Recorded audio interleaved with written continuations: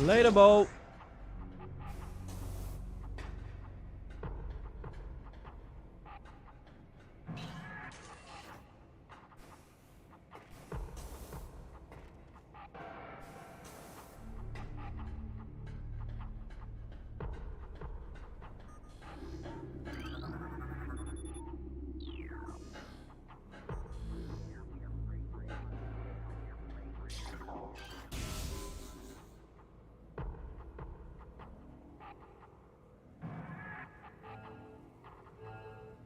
Hopefully my audio is sorted out this time.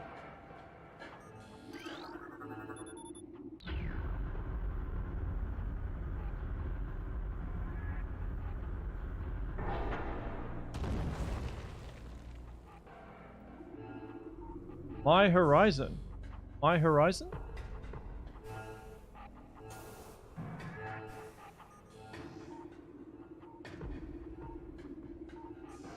Pasta P. What is My Horizon?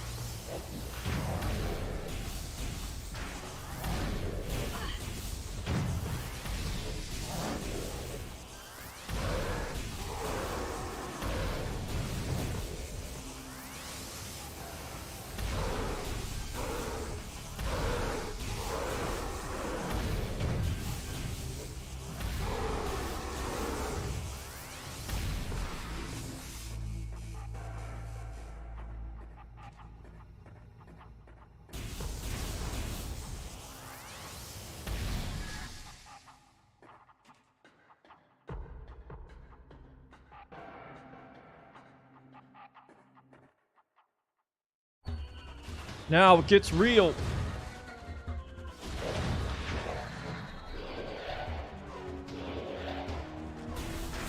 It's been interesting watching how many people die on the Phazon Mines Gauntlet.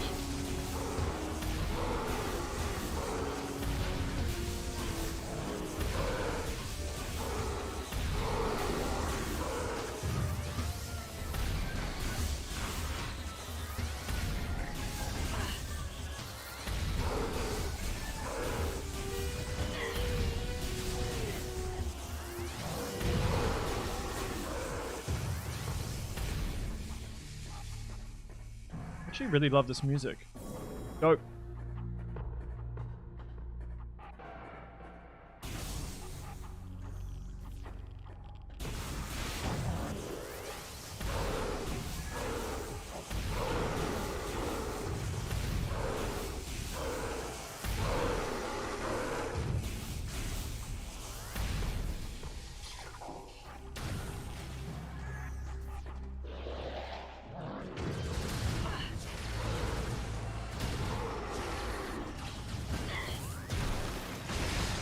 Later, buddy.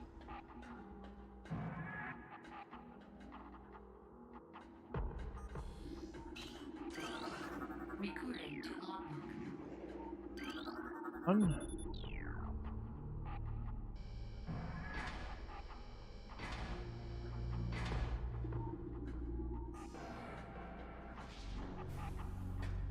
I burp a lot because I've just eaten.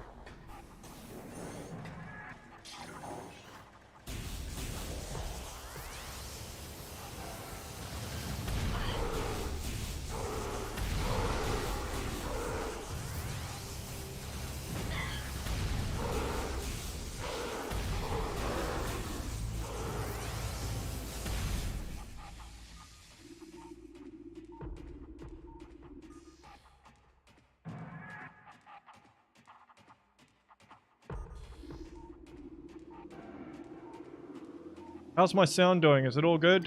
Because last stream it was pretty bad.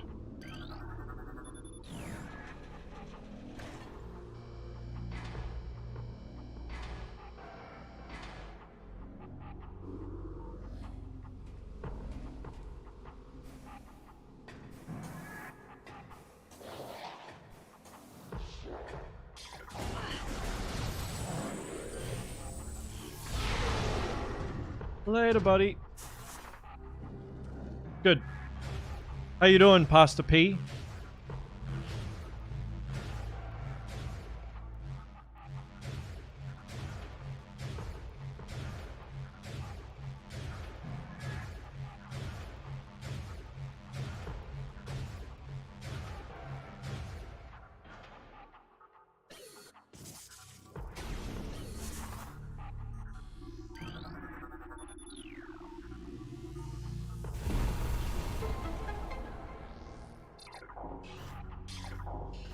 Alright.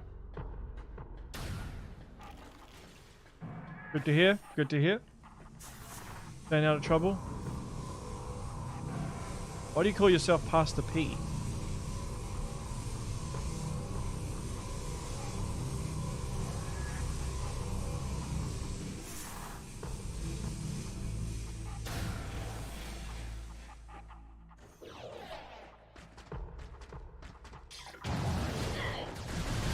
Go away.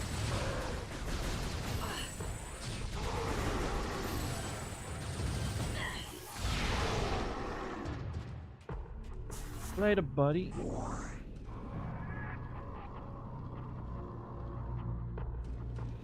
Right.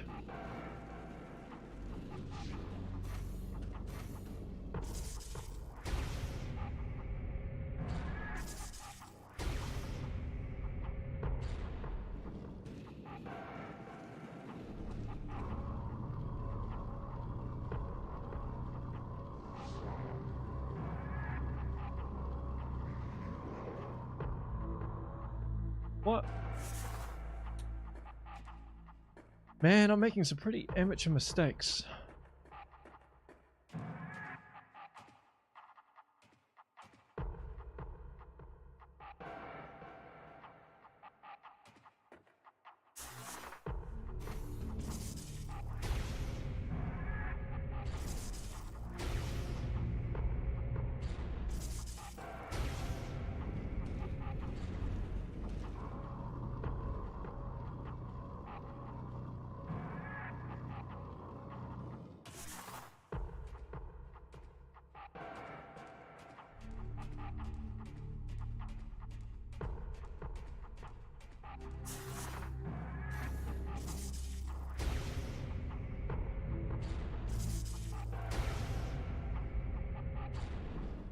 This is a cool little puzzle room. I really like it. It was a random idea I had a long time ago. So long, in fact, I feel weird to change my name and profile. Fair enough.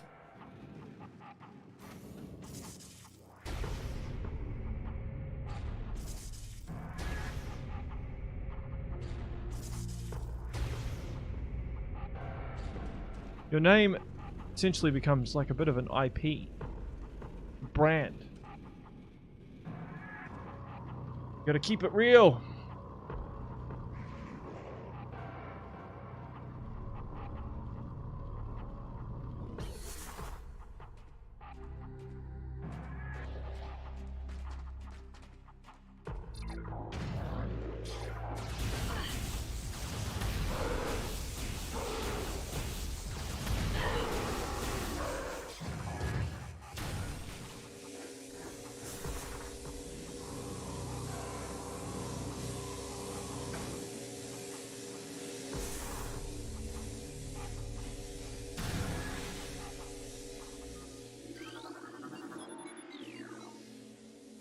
That's the P. You ever tell people that you're evangelical pastor just to mess with people?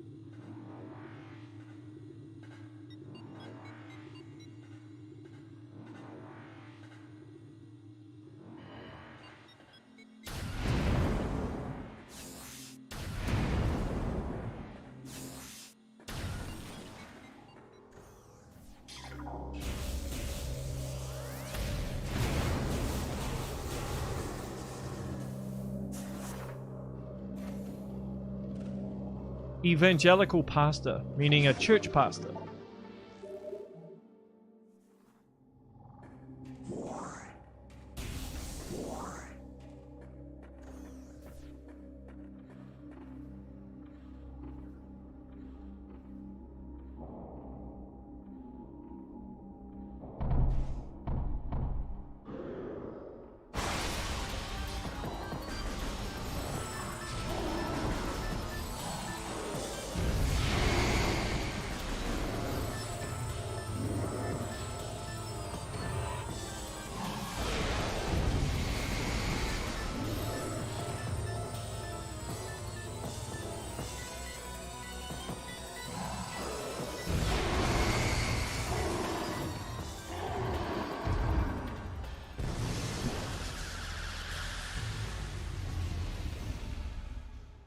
It actually just dawned on me how many pirates are actually in this part of the game.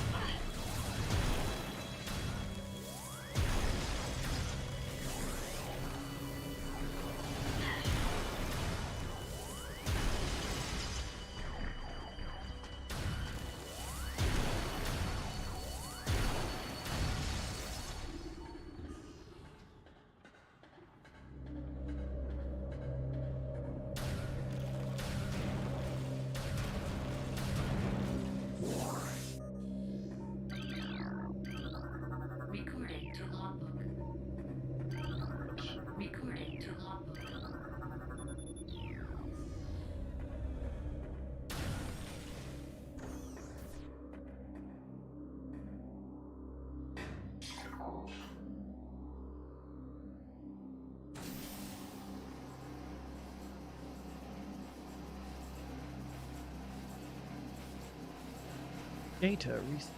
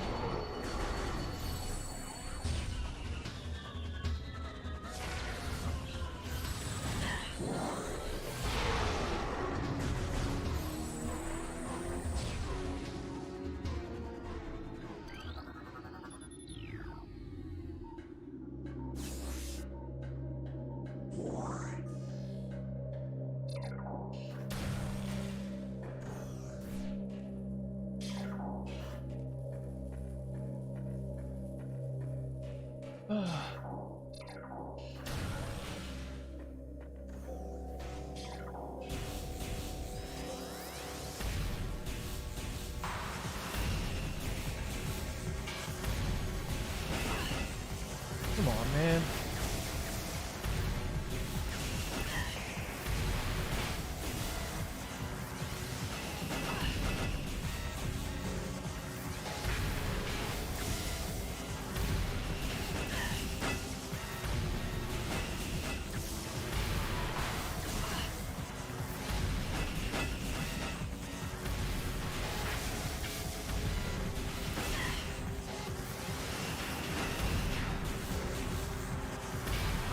Man.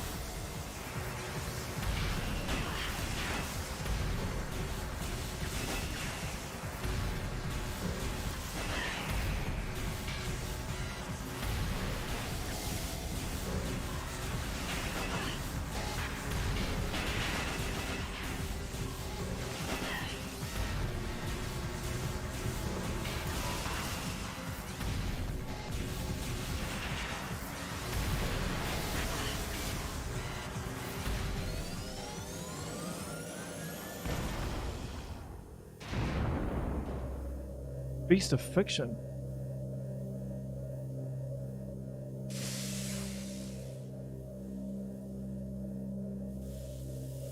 What's Feast of Fiction?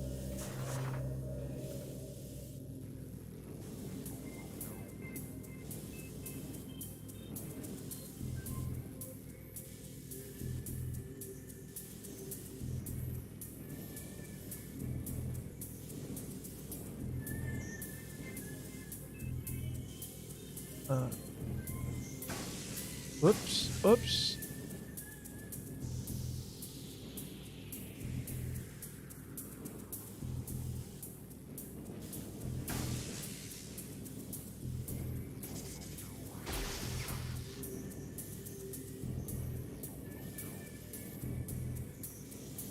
I remember the very first time I played this game, I kept dying here.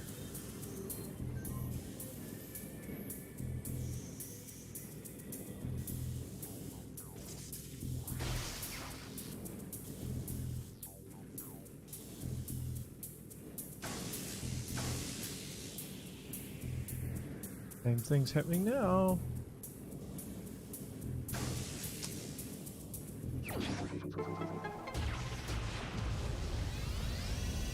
Dying just before the save too.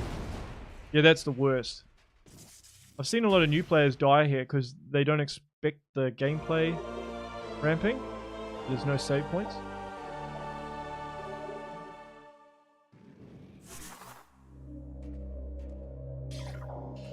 Okay.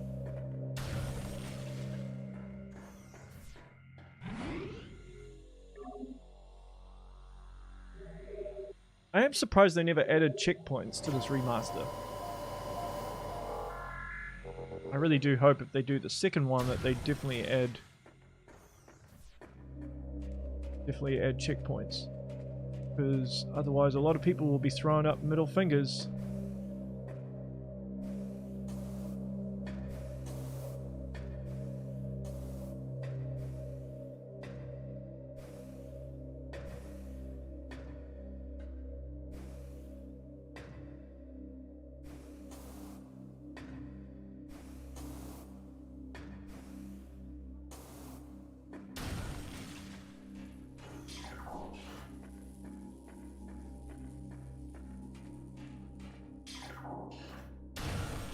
Wanted to say that, or extra save rooms or something.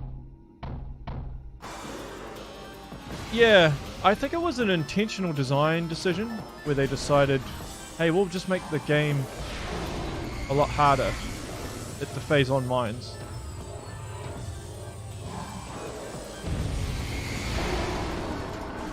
That's what I'm guessing.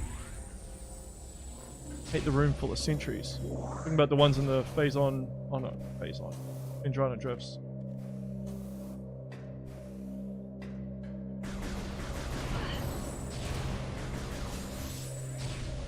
What I'm gonna do now is I'm gonna go get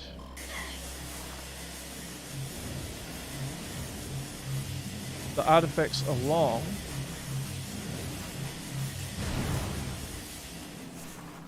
with the plasma beam and grapple beam, and I think that's the fastest way to do it.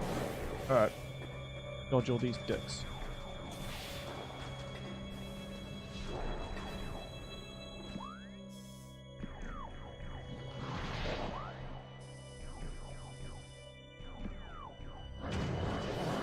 Let's go.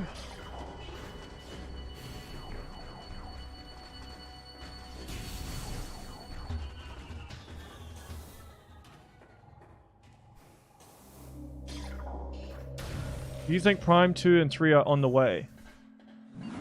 I have reason to believe that they will be. Yes. Here's the thing. The only thing that was really updated with Prime 1 is the controls and the art. So, effectively, if you just outsource your studios to do the art, then that's fine.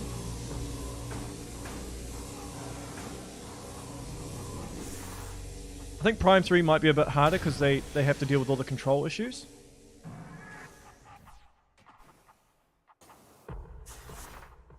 but definitely 2.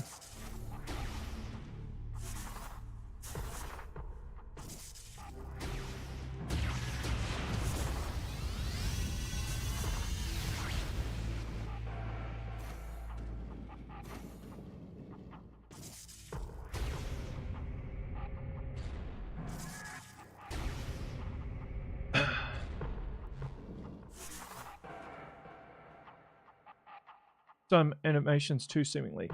Interestingly enough, what actually consumes the largest amount of budget in any game is actually animation.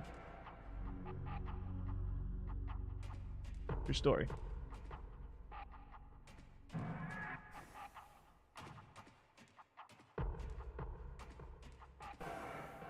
That's why they do so much cost cutting. Like if you think of Breath of the Wild, right? They use a lot of the same enemies, but they just remodel the textures. Well, in terms of the color coding.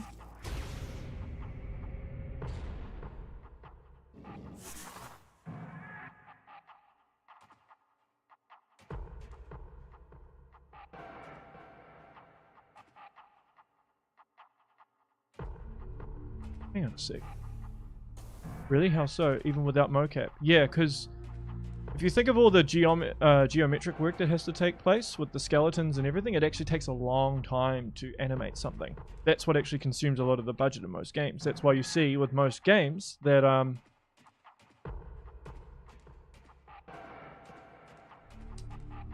they cut corners a lot. Like we say with Samus, right? With in Metroid Prime. With when she gets a beam upgrade, notice it's the same animation every single time. It's the cool. So they just remodeled that rather than doing an animation every time because it would cost too much money. True story. Yep, animation that takes up the most of the budget.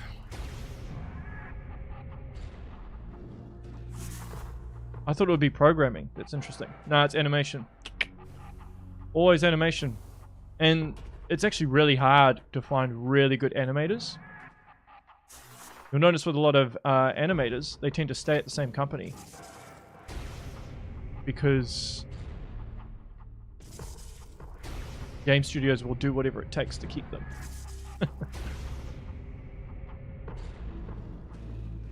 So, yep. That's my fact of the day. I know rigging is hell. Yeah, rigging can be hell. The thing is with like a lot of engineering and stuff, there's things that have been done to. Oh god. I totally screwed.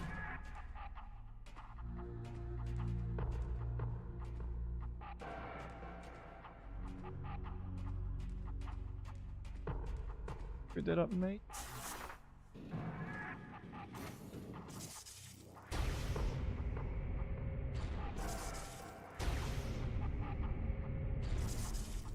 Metroid fans went from having nothing on Switch to Metroid 1 to Dread, Prime Remaster, and Prime 4 in development. Yep, and Metroid Fusion in soon as well. Isn't it next week?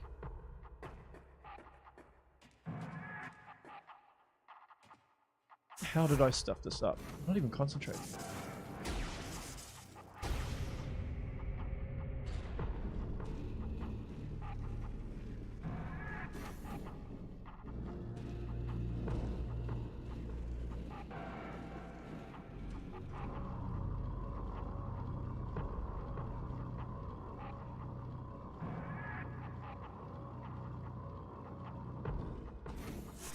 All right. Attention to what I'm doing.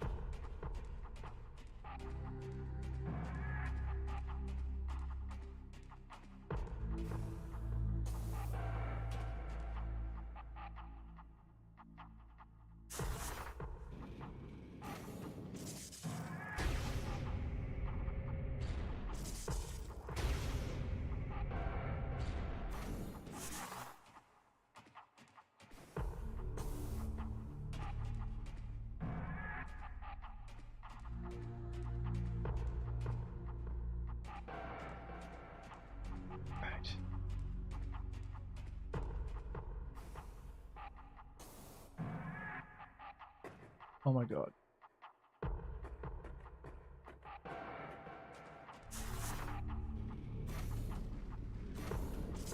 What did you want to say about rigging?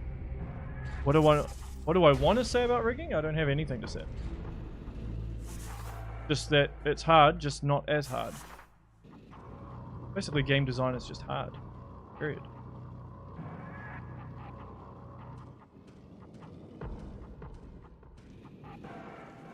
Wasting so much time here.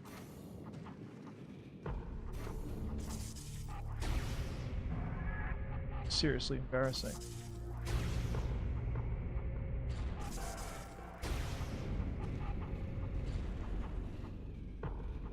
Isn't really much of a speed run anymore. How to be an amateur.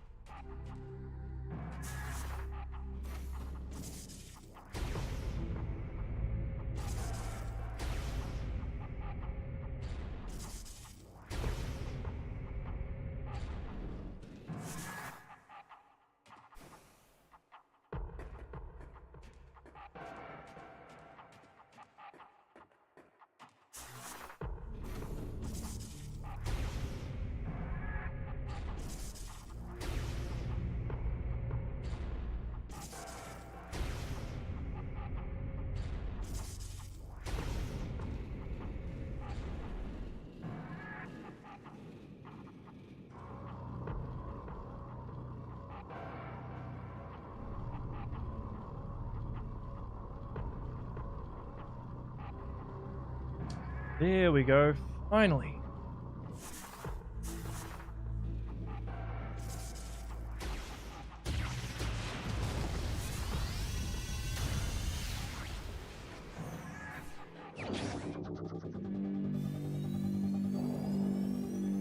It's interesting that they added the grapple beam so late in the game when it's something you have right at the beginning. You were halfway in making a point but then fell in game. Oh, about rigging. Was I? I just understand that it was difficult. Have you ever thought about interviewing the dev behind AM2R? I think that could be a fun Q&A. I've already interviewed him, dude. There's an interview already out that I've done with him. Maybe I didn't do enough to promote it.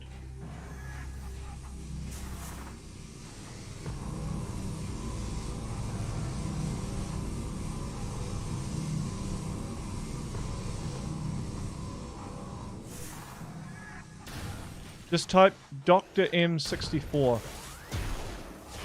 KIWI Talks and you'll find the interview. There's actually a little clip that I did of him talking about Metroid Dread as well.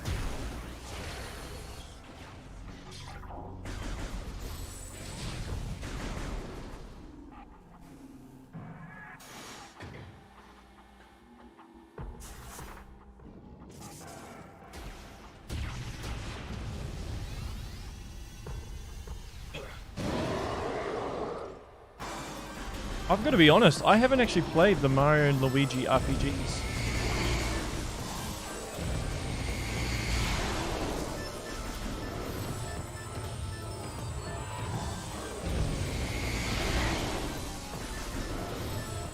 I guess the grapple is that carrot on the stick during the entire game. Yeah. It's alright, dude. Baxter. I forgive you, dude. I have a lot of interviews. Very hard. It's very easy to miss it.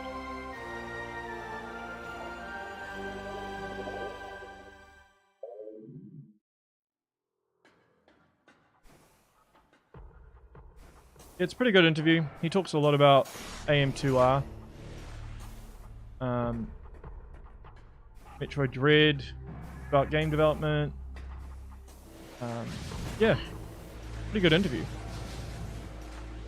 It actually did pretty well initially, but it's one of those interviews that just, for whatever reason, it fell off a cliff.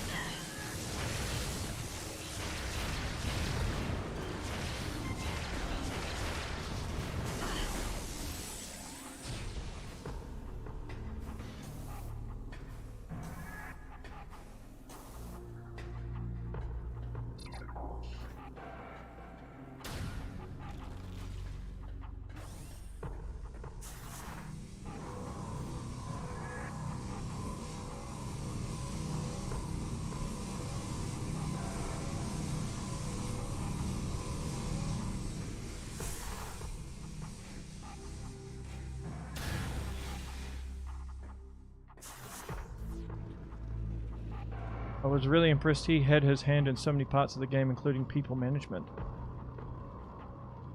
Yeah, well, he pretty much managed people for AM2R. As well as, I think he did the same on Ori, though I cannot confidently say that it's 100% true.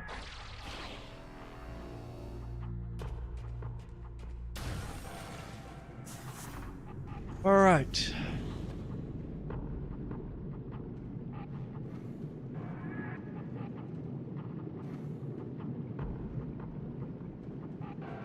I mean, it's crazy how much effort he actually put into that project.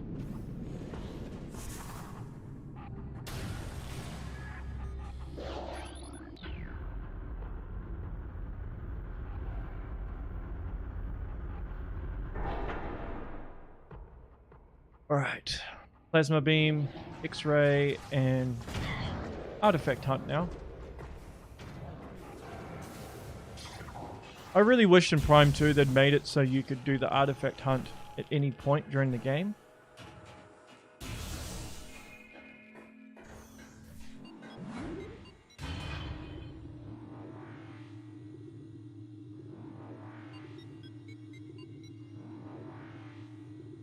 I got a question. What's everyone's favorite boss in Metroid Prime?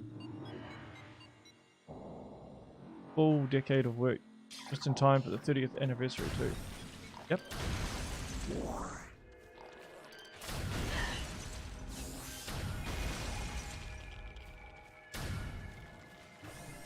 Do all Prime games have an artifact hunt? Technically yes.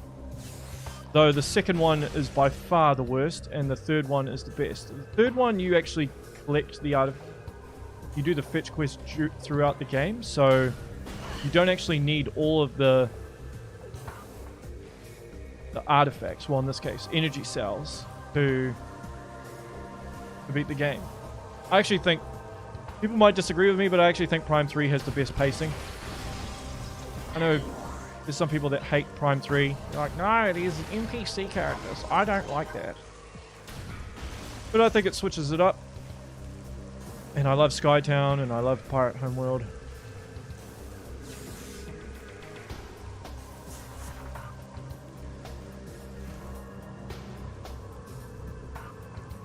Playing Cuphead with the stream playing in the background. Nice. I love Cuphead. Got an awesome art style. Without a doubt, Prime first phase. Oh, are you serious? I gotta find a power bomb.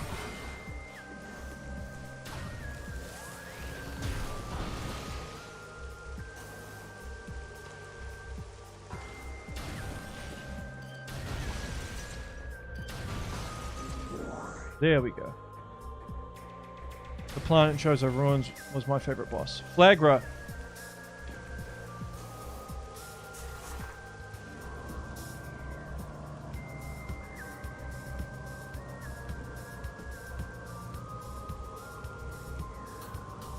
You're on your 6th playthrough. Prime. Dude, what a beast.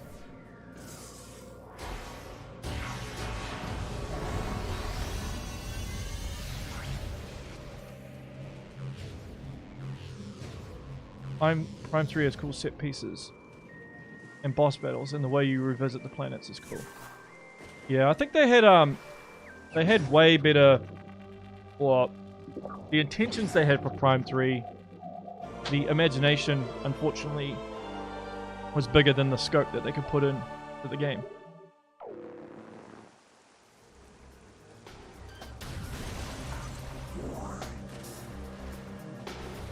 Flagra is a funny boss. Funny boss? Is funny the right word? Why is it a funny boss?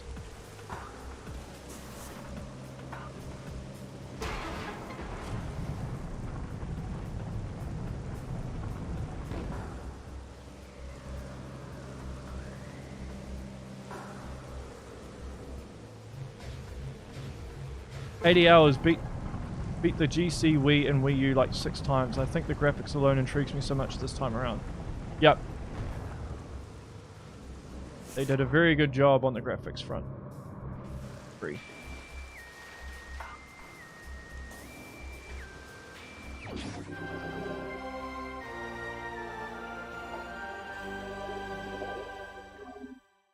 It's funny that you can double jump directly into the bomb slots to kill him.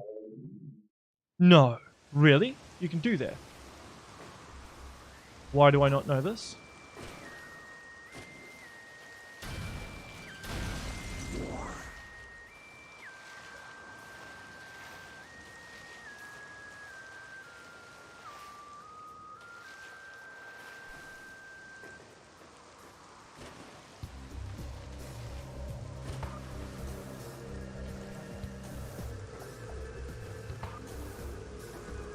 Still kind of prefer the original controls though.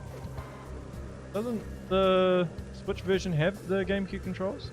It's interesting because the only reason why, I don't think a lot of people know this, but the only reason why dual analog wasn't used for the GameCube controls, well, it's for a couple of reasons. One is back in the day, dual analog wasn't as well known as it is now, right? It's default the control scheme that most people are used to. But it wasn't back then. And also,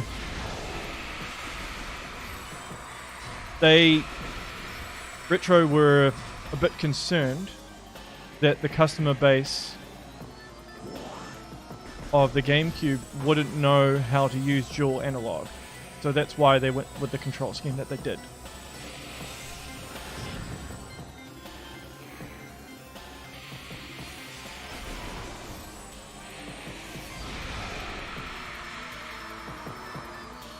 Only issues because the analog sticks don't have the octagonal seat, so moving forward in straight lines probably not. Yeah, I'm sure that this will all be rectified by the time Prime 4 comes about.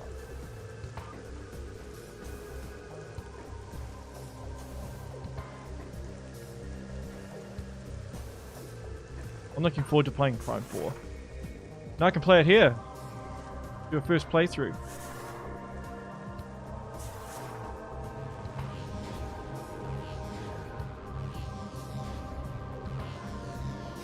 Did Retro believe that?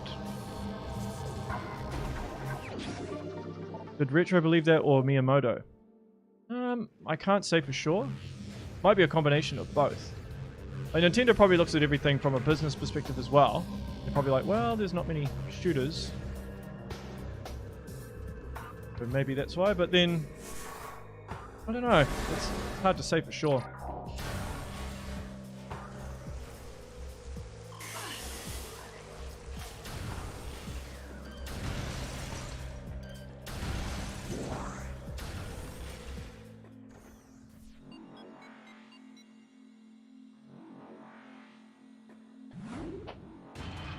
I just hope Prime 4 is a current Switch game. I think it will be. It could be a launch title for the new Switch as well. If they launch the new Switch with Metroid Prime 4 port, Tears of the Kingdom port, and Mario Kart 9, it'll sell. Gangbusters. Now.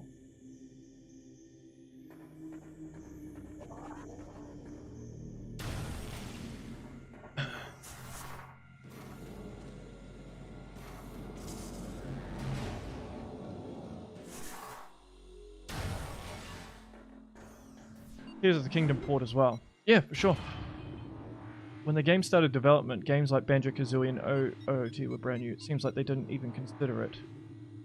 It's interesting to me that if you think about Super Mario 64, Ocarina of Time, and Metroid Prime, you'll notice with Super Mario 64 and Ocarina of Time, heaps of games were influenced by them. Right? So the actual genre itself has evolved quite a lot. But with Metroid Prime, nobody's really done anything like it, so that's probably why these games hold up, because nobody's really iterated on this, at least in the 3D format. So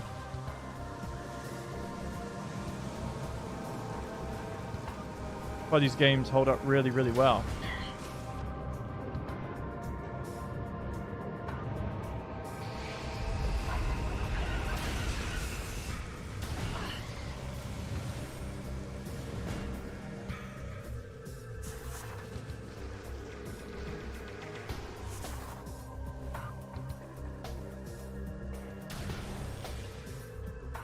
But just imagine it, Switch 2, have a couple of third-party ports, Tears of the Kingdom, 4K, Metroid Prime 4, 4K, and Mario Kart 9. Console will kill out the gate. Thoughts on Prime Hunters? And do you care that Psylocke is probably going to play a major role? I haven't played too much of Prime Hunters. I think the game desperately needs a remake. Pretty hard to play nowadays.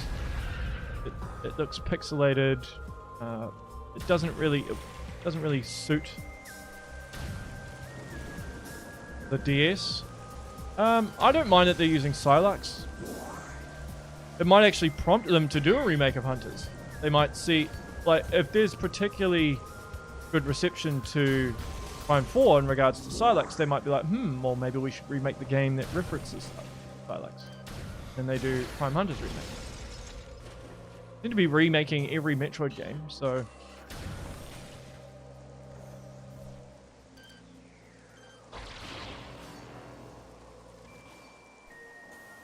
Oh, what am I doing? I'm nervous Nintendo gonna pull a Wii U. Well, they can't afford to do a Wii U now, right? When they had the Wii U, they had the 3DS to rely on for income, for revenue. They can't do that anymore, right? So they have to nail this out the gate.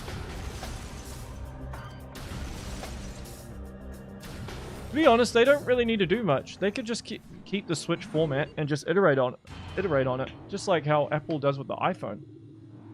All they really need to do is just make it more powerful, really. They don't need to add some gimmick.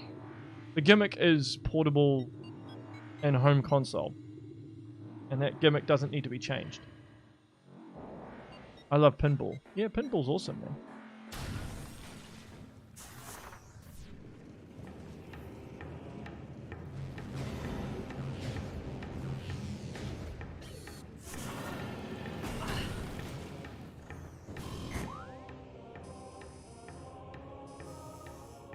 Let's see. Oh no. Going the wrong way.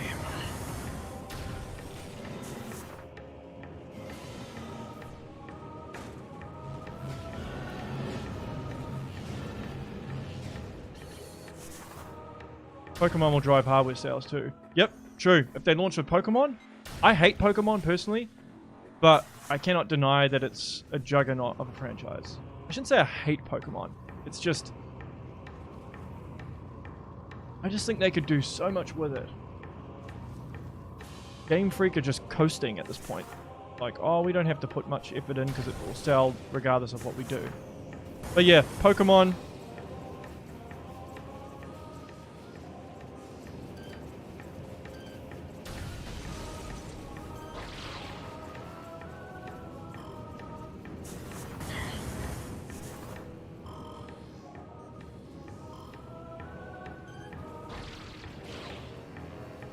Funny how Metroid Pinball makes sense with the Morph Ball. Yeah, it does. Do you remember if Dr. M64 talked about the Metroid 2 remake on 3DS? I wonder what he thought of it.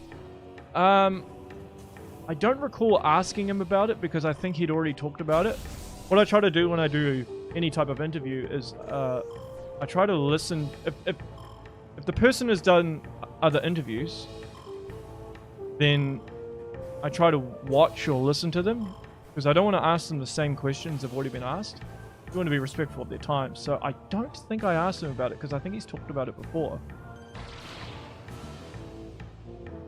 Oh my god. Fail.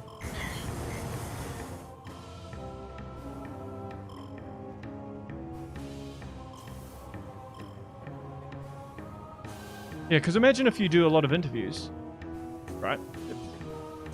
Who's someone that does a lot of interviews? Who's someone who does a lot? I'll use Jordan Peterson. There you go. I'll use Jordan Peterson as an example. You'll notice when that guy does a lot of interviews, I don't know if you watch him or not, but he gets asked a lot of the same questions, right? So, hypothetically, let's say I was going to interview Jordan Peterson. I would try and listen to heaps of podcasts that he's done and then make sure that I don't ask him the same questions. One thing I noticed with Reggie Fils-Aimé, right? He's a better example. Reggie Fils-Aimé, when he was promoting his book, he obviously did this little press tour. I tried to do an interview with him, but he was like, no, you're not big enough yet. Alright, okay. Sweet then. Be like that. But anyway, he did a lot of interviews and he ended up talking a lot about the same stuff. So if I was to interview Reggie, I would make it my mission to not ask him anything he's been asked before.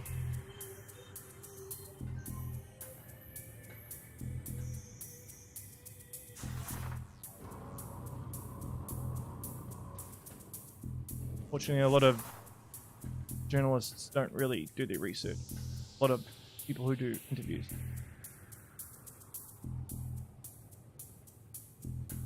Well, you just want to be respectful of people's time, right? That's part of the reason why I include timestamps when I do any of my interviews.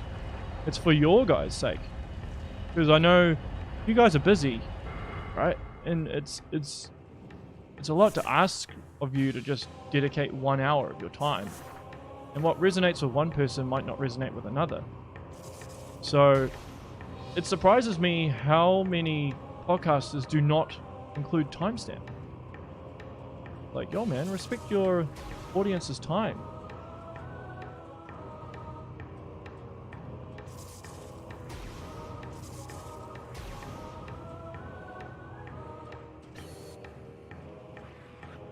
If you are retired, what does it mean to reject someone for how big they are? Well, I think he's retired from the game industry, but I don't think he's retired. I think he's still doing stuff.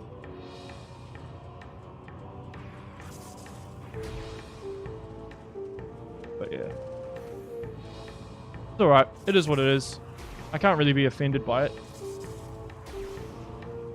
It'll happen one day. One day. One day this channel will be so big that he won't be able to say no. And I'll make sure I don't ask him any stupid questions too.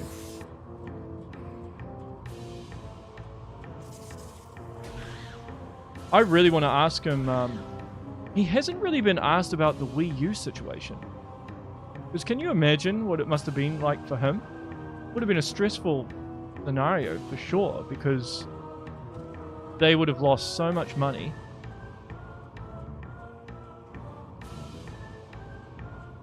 And you have to stick it out to the end. They couldn't just cut off the Wii U short, although that's what they ended up doing. But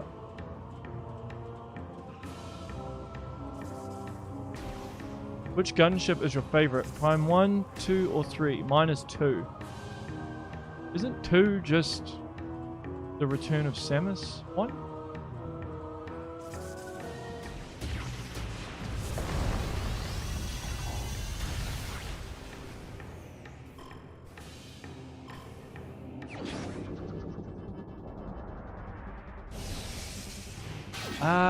Favorite one. I think I like Prime 3 the best.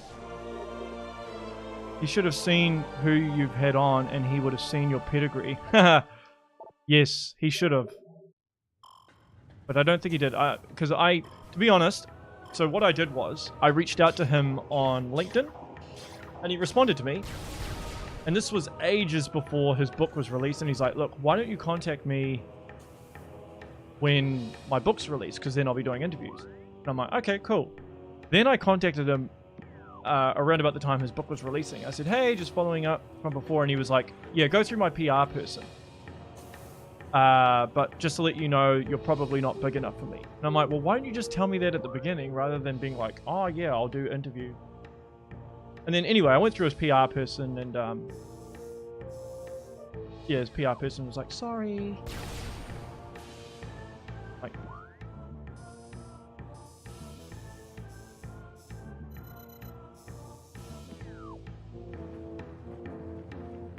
well, I think so. When you're of that caliber, if you leave during its worst moment, it can actually be detrimental to your career. If you leave on a high, it's always better. That's what what's his name? The CEO of Disney, Bob Iger, is it? What's his name? He left on a high, right? And now they've wanted him to come back because Disney's basically tanked. So that's why Reggie would have left on a high. And I think, to be honest, I do think Satoru Iwata's passing has something to do with it. I think that really messed him up. Because Iwata was like his mentor. Do you got any advice reaching out to famous people? I want to do a Kickstarter for a game I'm making later this year with some ideas to bring in guest composers for stretch goals. Famous people. Well, it depends on what you mean, because there's different levels of fame.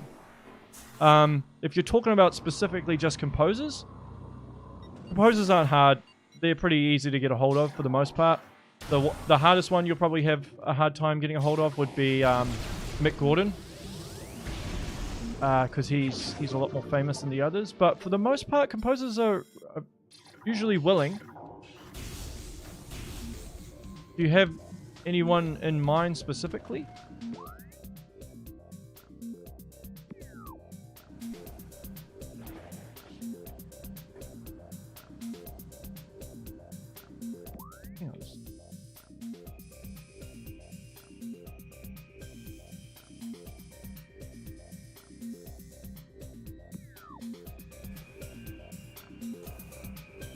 Jake Kaufman. Oh yeah, he'll do it, dude. Yeah, he should be easy to get a hold of. My thing is just reach out to him and see how it goes. That would be my advice.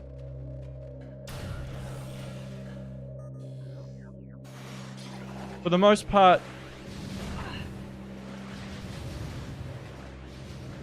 composers are pretty willing. There's been a couple of composers I can't get a hold of.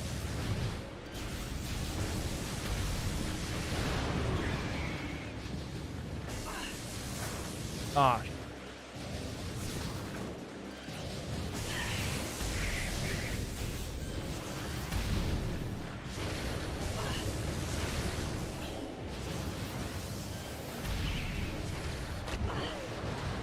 Go away.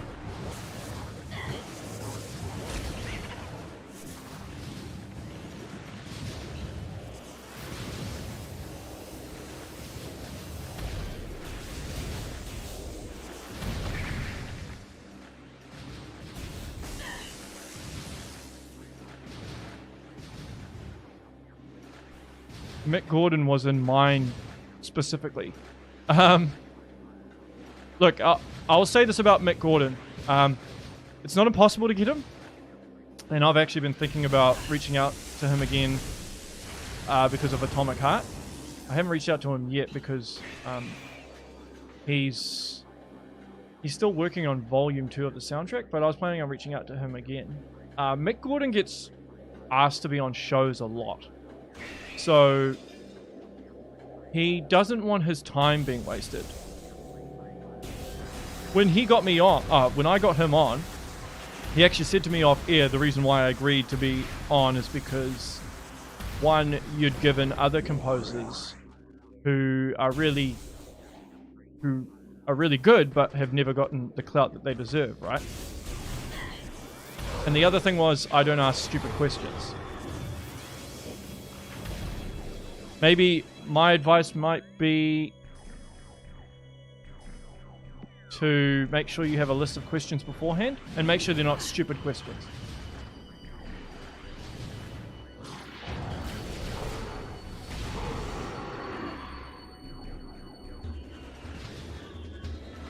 But Mick Gordon is a sweetheart of a guy.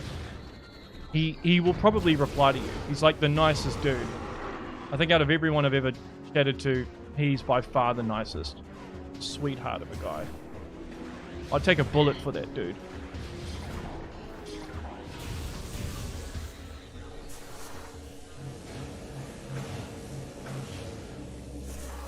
Yeah. But just reach out, man. email or LinkedIn, depending on who the composer is.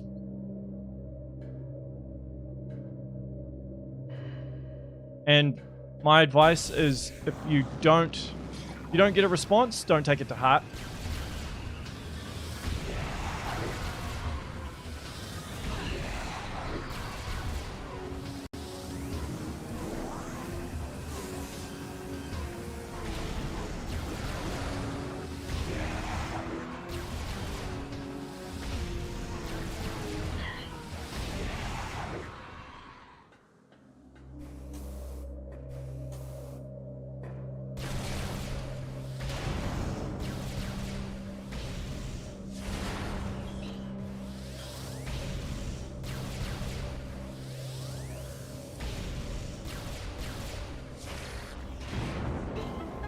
I've always found this to be one of the worst. Like, the Fendrana Drifts artifacts are the worst, I find.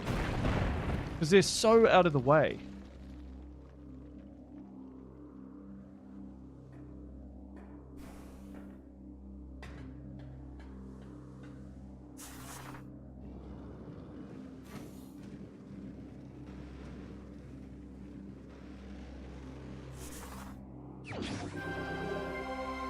Were you involved at all with the Prime Dev video Did You Know Gaming did a while back? Which one? They didn't. No, I wasn't really involved in any of them. However, they did, and this is really nice on their part because I didn't really expect them. They did some interview or some piece on something to do with retro, and they asked for my permission. They asked if I was okay with it, because I'd already done retro interviews, and I think they were worried that they were basically just copying what I did. But the actual fact of the matter was, they'd been working on it for ages. They'd been working on this particular piece for like a year, and then I just started doing all these retro studios interviews, and I think it messed up their whole cycle. But yeah, they were basically touching base just to make sure that I was okay with them doing this retro studios piece. And I'm like, dude, I don't have ownership of it. If you want to interview people from retro, I can't be like, nah, how dare you do that?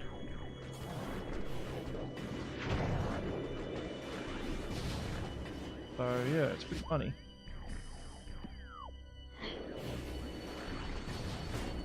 And did you know gaming is pro? Yeah, they're pretty professional. And they do their research. Some of their videos they work on for like a year plus.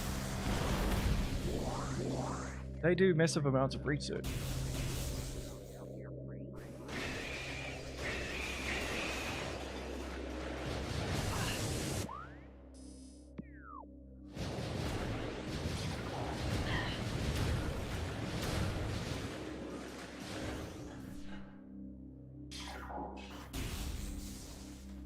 KIWI in a sexy muscle shirt, getting his OnlyFans subs ready.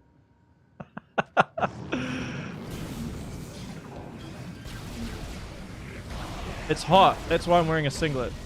Not because I am hot. So, hey. I can't knock people for being on OnlyFans. People are willing to pay you to do your thing, then can't knock you for it.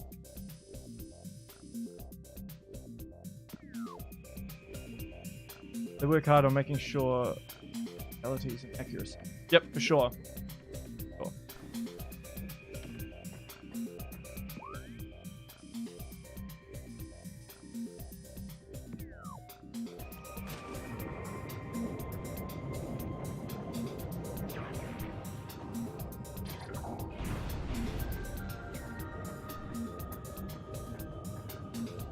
Dropkick Nation. Still funny.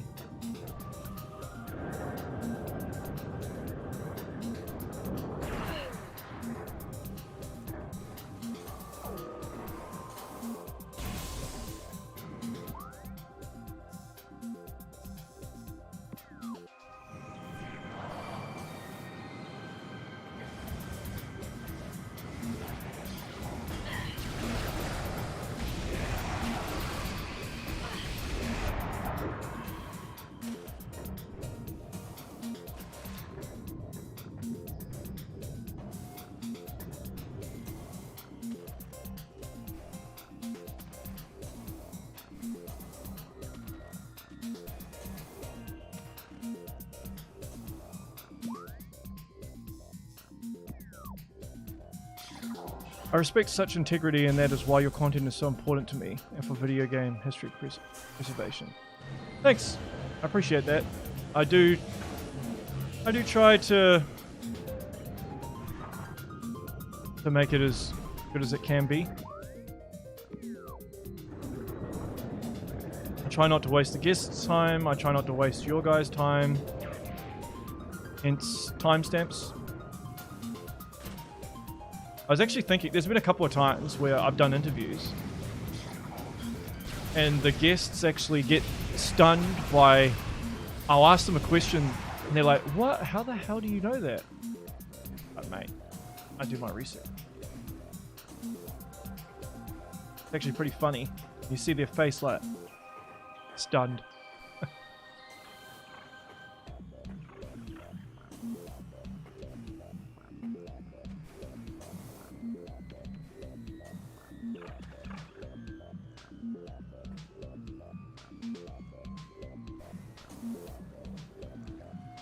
What? Okay.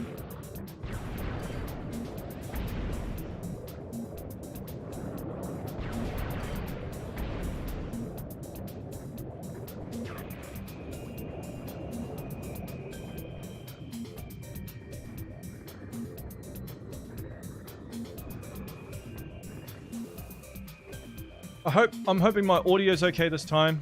Last time I made a pretty amateur mistake. I was so focused on trying to get the stream not choppy that I totally forgot about the audio. Oops.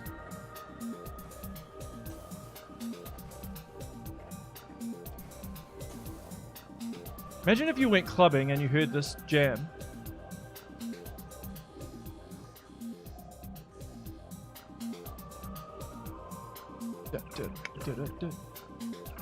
Hang on a sec. Go. Ah.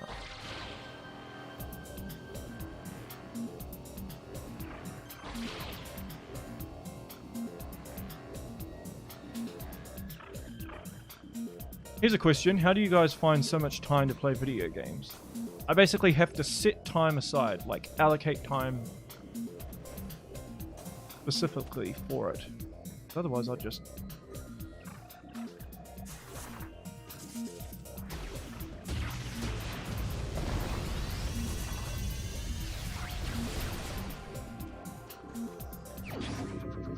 Alright.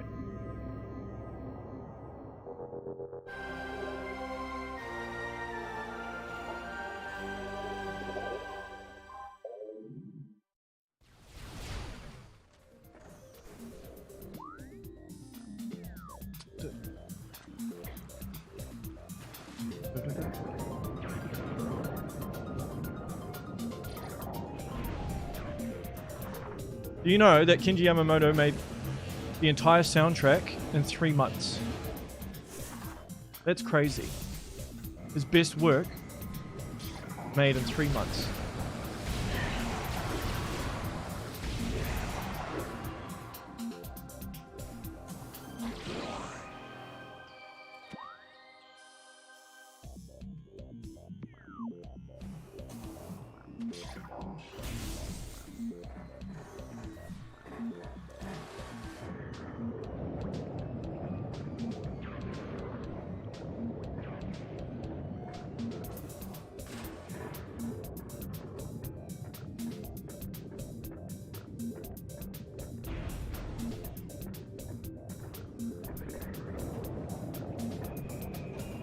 Late nights. Yeah, I go to bed quite early. That's my problem. I have to get up early for work.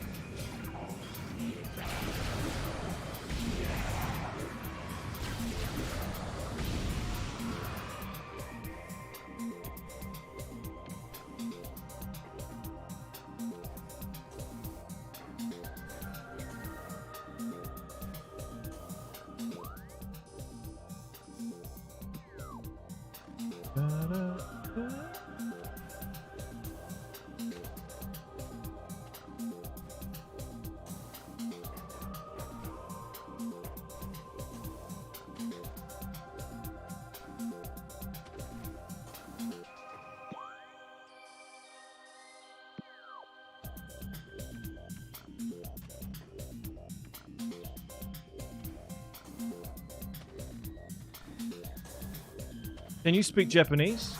No, I know konnichiwa and that's about it. That's all I got. I wish I could, because then I could interview heaps of people. Japanese. I'm trying to think of a way of how I could interview Japanese devs. Like I could do like a written interview. And then maybe use AI to translate it into audio maybe. But then you don't know how accurate it's going to be. So it's hard to know.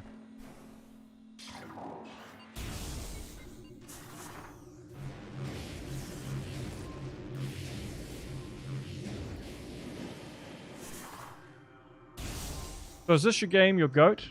No, it's not my goat. It would be up there though. I think Breath of the Wild is my goat.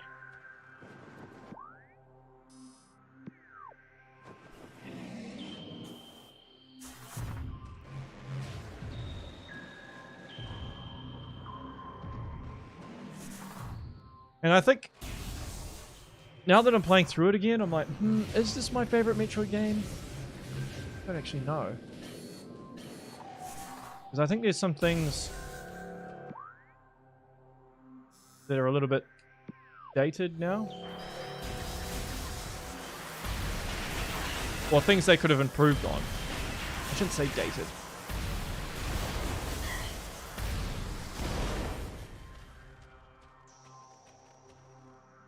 Original Deus Ex is my favorite game of all time. Nice choice.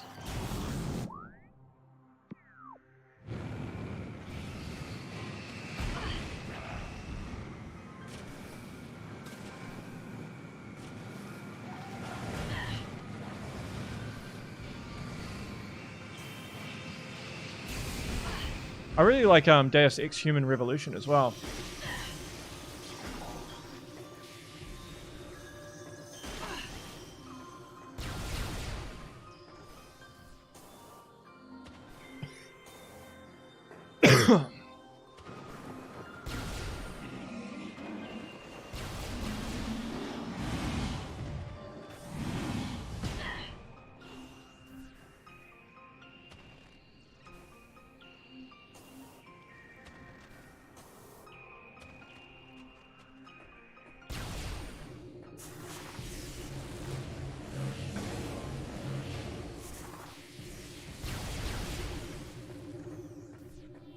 Deep Owl claims to be the world's most accurate translator. I used it and I can back them up on that. Really? Okay. Alright, well, maybe I'll have to try it. The thing is, I have to agree, because the developer has to agree. Let's say I interview a former dev on Super Metroid, for example. The dev has to allow me to let them do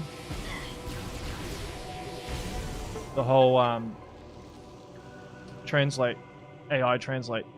Have you thought about interviewing anyone from Next Level Games? Nintendo's... Yep, I have indeed.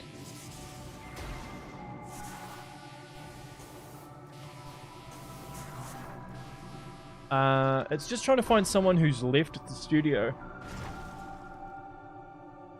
And out of all the companies, Nintendo are the worst to get devs to talk, because Nintendo, like, there are lifelong NDAs, I think, with Nintendo as well, so there's certain stuff, even after a person leaves, they still can't talk about. So it's just a real pain in the butt.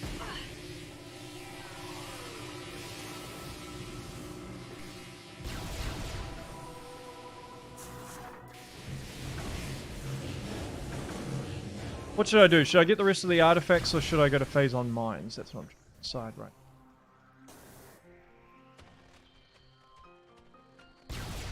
Maybe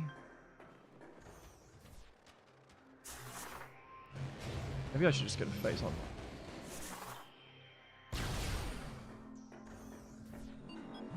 If you could interview any 3 people, who would it be? No one wants to leave their studios. Well, yeah. Yeah. Any 3 people. Ooh. I think Reggie is definitely up there. Gabe Noel would probably be up there.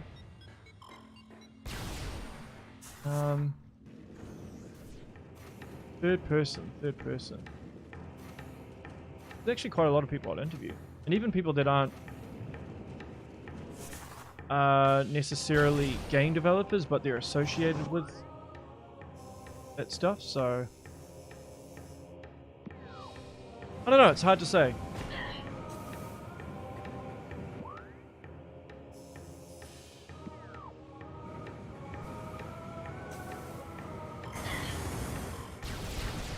Phil Spencer would be cool. But I'd even like to speak to someone like Peter Jackson. He was going to make a Halo film.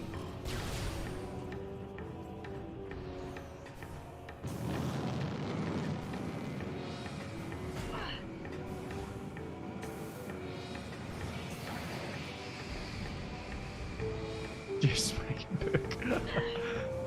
Yeah, he won't talk, dude. He's not going to talk. I don't even want to give that guy a platform, to be honest, considering how much of a douche he was. I mean, it'd be entertaining, for sure, but...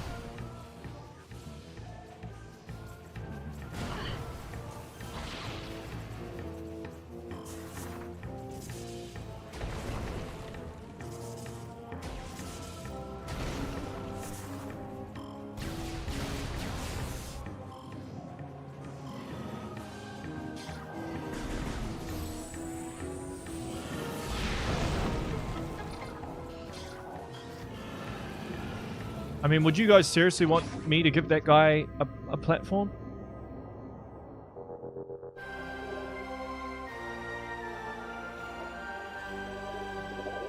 That's the hard thing, right? Because I sit in this weird part where I'm like, it would probably be really good for the channel, and it would probably be good from a marketing standpoint. But at the same time, it's like you're kind of giving someone a platform that you probably shouldn't.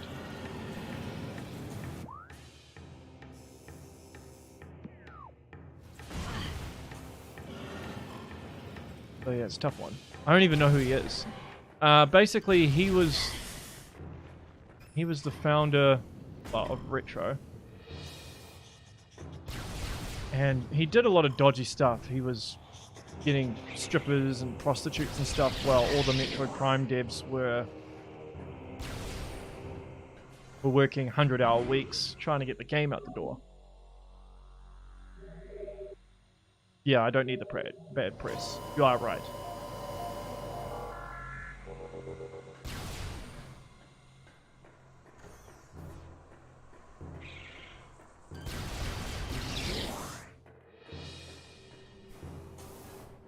At one point I was like, because I was thinking of reaching out to Andrew Tate.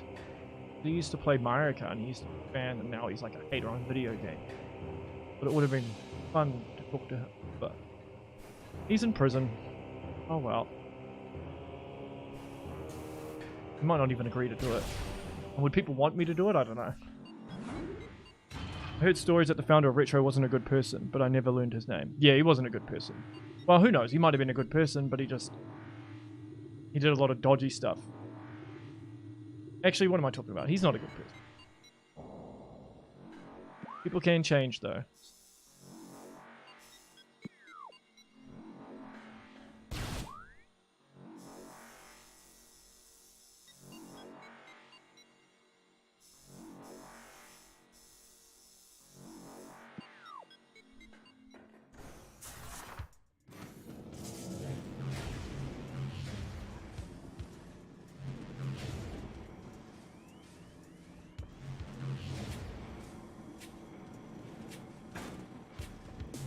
What else would compete with it? I basically have... I have like a tiered system, right? So I have the Prime Trilogy, Metroid Dread, Super Metroid, and Metroid Fusion. Those are my favorite Metroid games. And it can change between all of those depending on my mood. And like, I think I like one more than the other, and then I'll play one of the others and I'll be like, nah, I like this one better.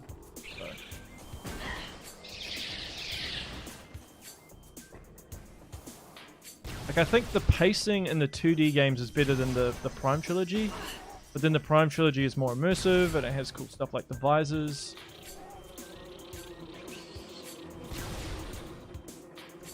So yeah.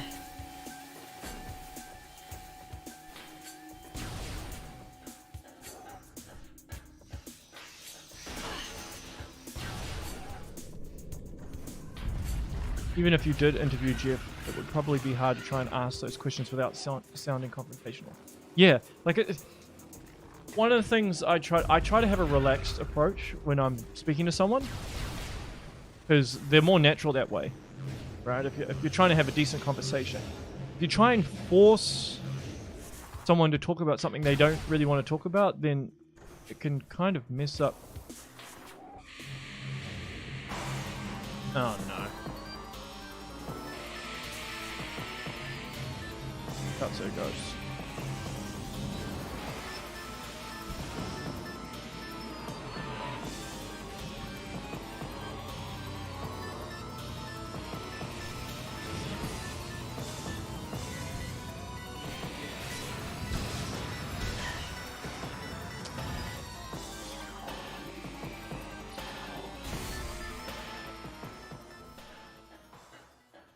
You disable the HUD, it makes the game look more cinematic. Nice. It's true. It would look more cinematic.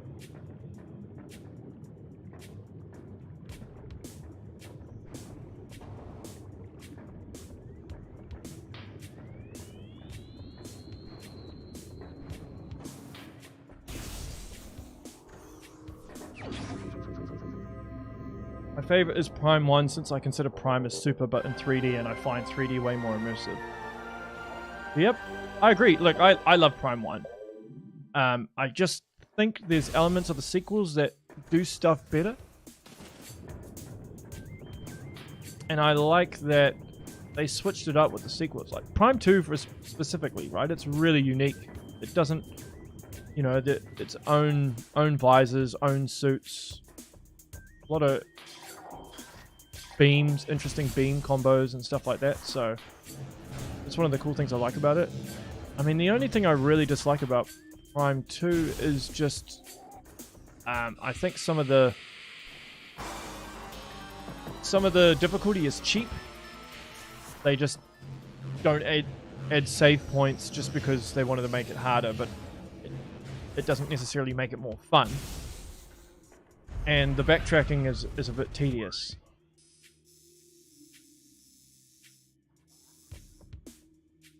So, yeah.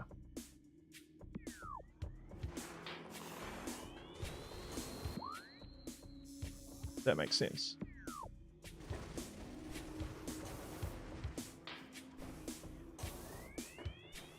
And I love the fact that Prime 2 and Prime 3 have the screw attack. Hello everyone from Puerto Rico. Happy that Nintendo is giving Metroid franchise some love. Puerto Rico. Nice. Yeah, it's about time they gave it some love. I actually think it's weird how influential Metroid is, and yet it doesn't sell that great. Just bizarre to me.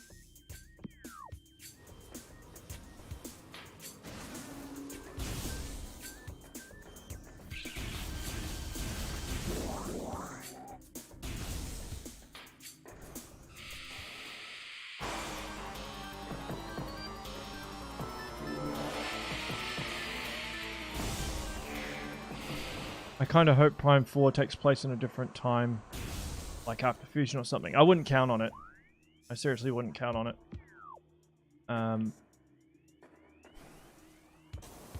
I think Tanabe, for some reason, he's just fixated on Sylux. Don't ask me why. He's just, he's got a hard on for Sylux for some reason.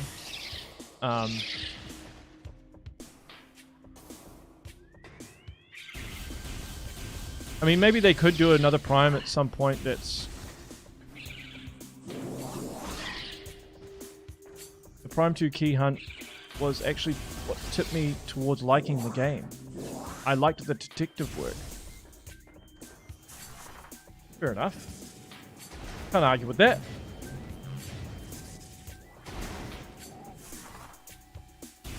Well, it's clear with both Prime 1...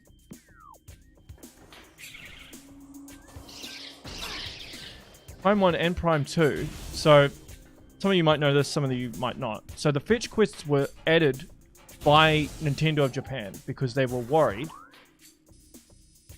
that the game wasn't going to be long enough. That was pretty much the only reason why they added it. Because if you look at the level design, particularly of Prime 1...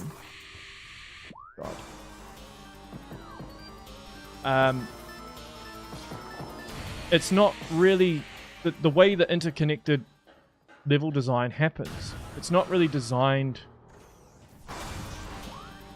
for that, if that makes sense.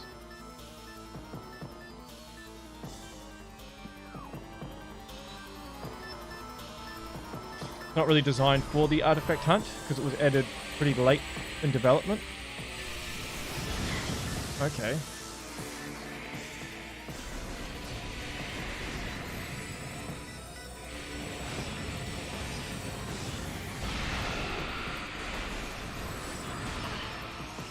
I don't think Prime 4 will have a key hunt though.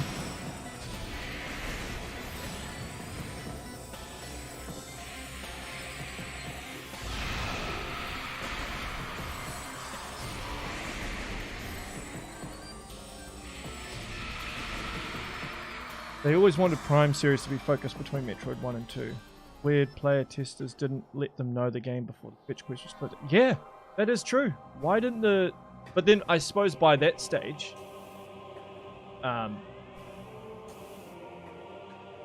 maybe it was too late to take it out? I don't know. But I know for a fact that the fetch quest was not a retro idea. It was definitely a Nintendo of Japan idea. Probably a Tanabe idea. Heading treasure hunts were very... Yep. Wind Waker, right?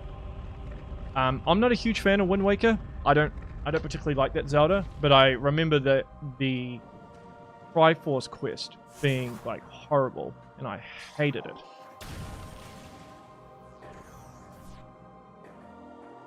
Yeah, I feel like modern game design wouldn't allow for a fetch quest these days. Yeah, I agree.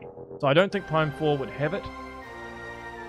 If they're gonna add a fetch quest, then the only way they can do it, they have to do it the way Prime 3 did it. That would be the only way to do it.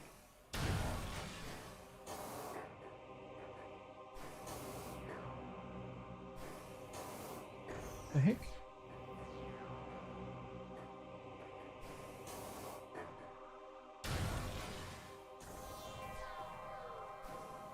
Yeah.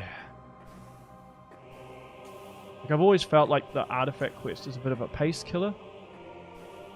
Like, even right now, I'm a bit like, ugh.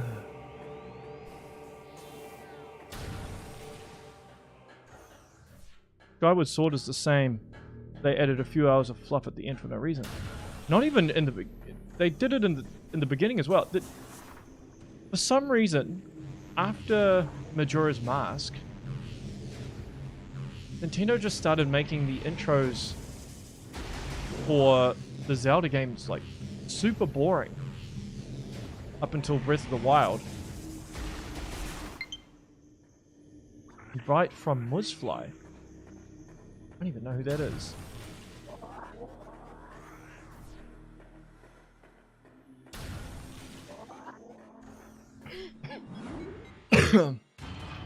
Same issue of pace killer for me. Prime 1 did the fetch quest best because you can get more artifacts before you have to. Really? You think it did it best? I think Prime 3 did it the best. Do you think they will keep the new realistic looking Samus face from this remaster as the new look for Samus games? I think Retro would like to do that, but Nintendo might be like, no, we have to make it like Zero Suit Mission and all that jazz. But then they might not. I don't know. Very hard to say. Okay.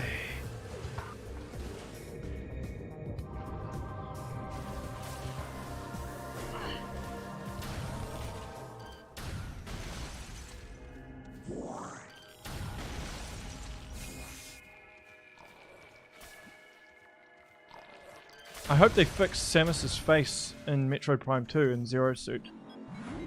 What if the artifact key hunt led to an optional post-game in Prime? Yeah, that's fine. I think they just need to make it optional. That's the only thing. I think for a lot of people, because I've noticed with a lot of the streams and people on forums and Reddit and stuff, for new players, the biggest complaint is the backtracking and the fetch quest. The fetch quest is the #1 thing that people are annoyed about. And I can relate because I've never really liked the fetch quest either. It just feels like it's there, but weird.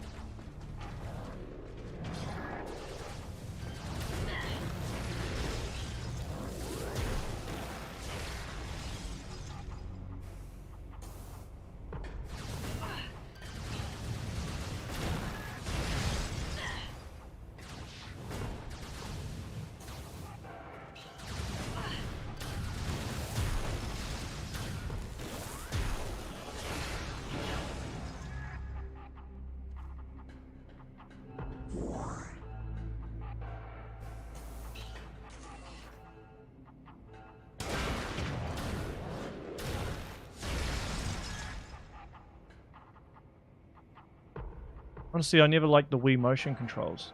That's fair. I think that's the biggest well, I think there's a few issues that people have with Prime 3, but I think the motion controls is a big thing for some people.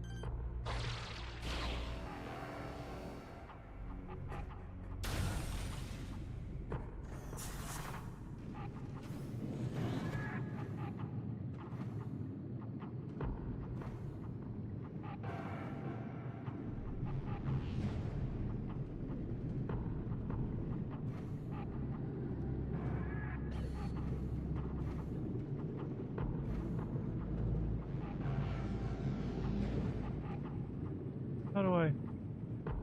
Oh.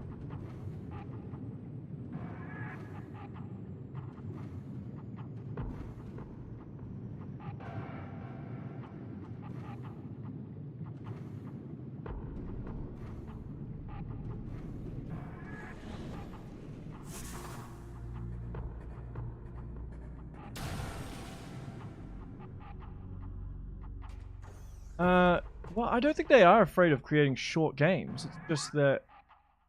I mean, Metroid Dread isn't that long. And people were whining that it was a $60 game, so...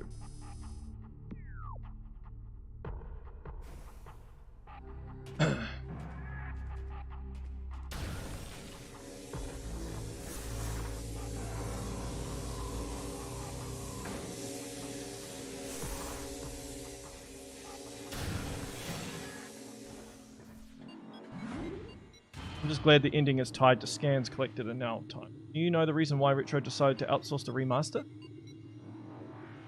I couldn't say for sure, but I'm guessing it's just due to not having enough people. I mean, Retro Studios is not that big. And so from what I understand is, so most of Metroid Prime Remastered, right? It was mostly tool engineers and the artists that work on the game. So that gives the designers and a lot of the engineers the freedom and the time to work on Prime 4. But the outsourcing, dilly-dallying around here, but it's mainly probably just due to their focus being on Prime 4, so they outsourced a lot of the artwork. So before my interview, before it got taken down, basically Retro provided a palette, an art palette, for a lot of the external teams to use. So they created all the textures and stuff, and then a lot of the external studios just used that, from what I understand.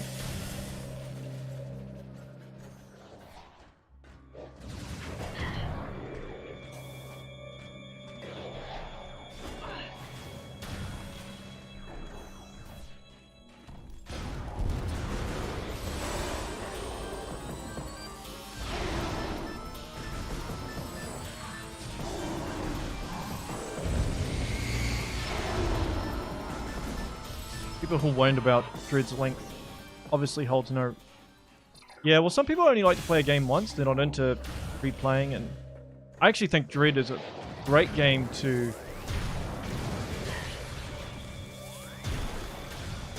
Oh, screw it.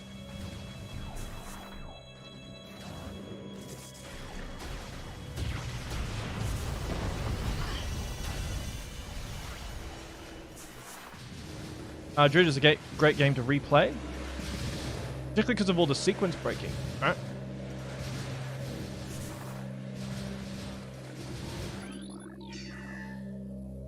Do you think Mercury Steam are working on a new 2D Metroid? Yes, I do. I definitely think that. I heard some rumors about a troubled relationship with Nintendo. I don't think there was a troubled relationship with Nintendo. I think what happened was they didn't prioritize right, which is easy to do in game development, and their management cycle didn't work, and so there was a lot of crunch and a lot of. You notice with Metroid Dread, it all of a sudden seems where the game just ends. Like there's a whole bunch of stuff that like you end up getting items at the end like really quickly.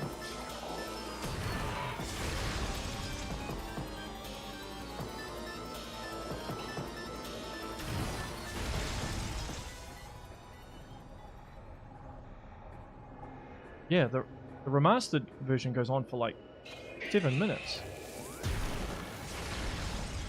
Yeah. I still think they should have credited the original devs, man. I mean, that's honestly a kick in the face, particularly for the devs who are dead. They can't even defend themselves, right? Like Andy O'Neill and Mark H. Hutchinson, who contributed massively to the original. So Mark H. Hutchinson is the dude that designed the camera.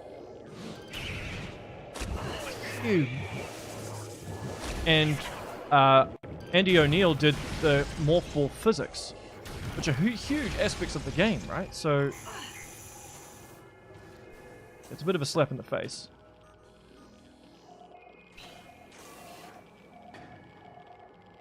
Powerbomb the half-pipe toxic room. Yeah, I know about that. I'm just kind of doing a speed run. Even though it's not really a speed run because I've made way too many mistakes to make.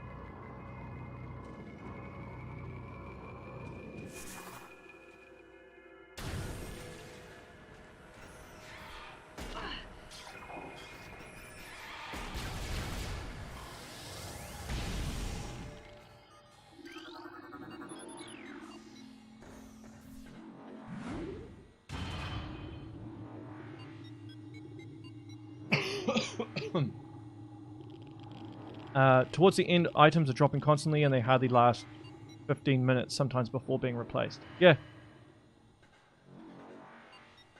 Yep. I reckon they actually had an intention for the power bomb, but they ran out of time, so they just made it into a cutscene. That's what I reckon.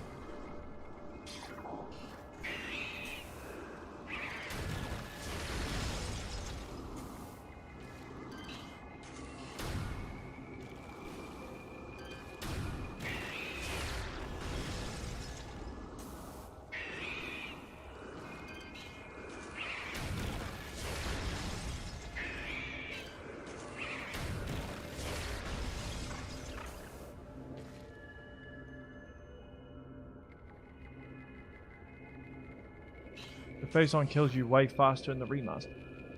Does it?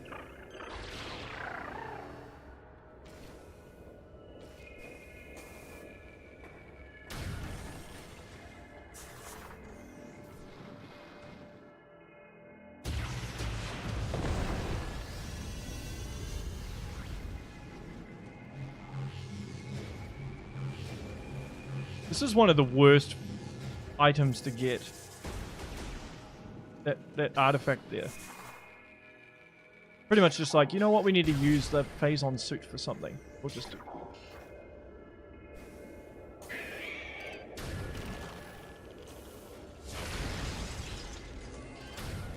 You know what I hate is the fish in Metroids.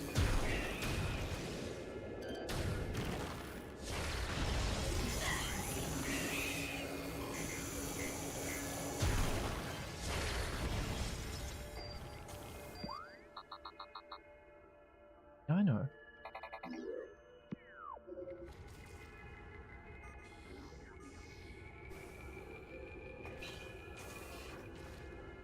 It's always been a hard part to see.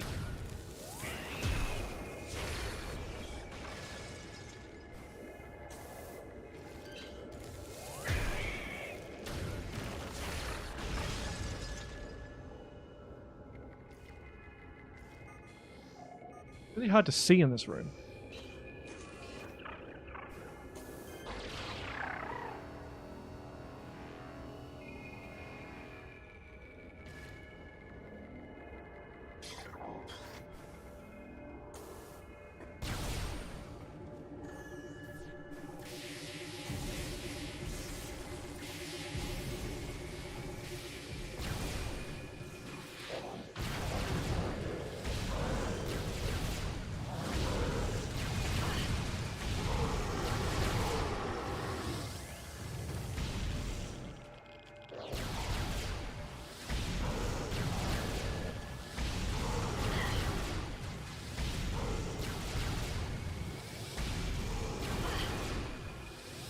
Efficient or worst part of the game. I grouped them up there with the power. Yeah.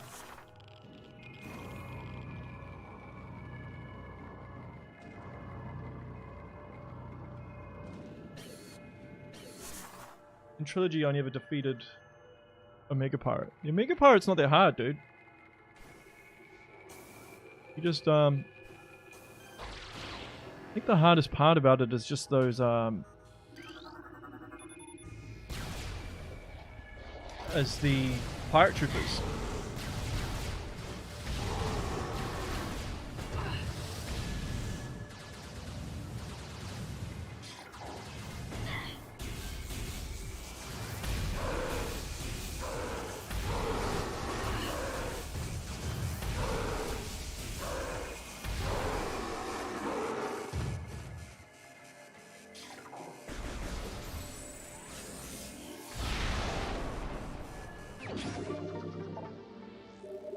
I lost an hour and a half of progress in that.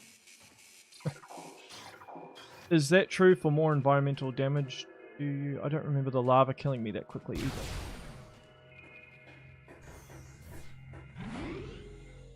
Can you use visors before a swing? You mean can you use them while you're swinging? Ooh, that's... Maybe. I might have to test that out. Alright, boss time. This guy's my favorite boss in the game.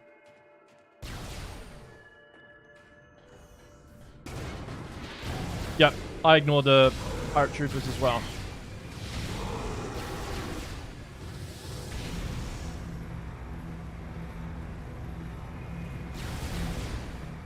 I love the music for this boss too.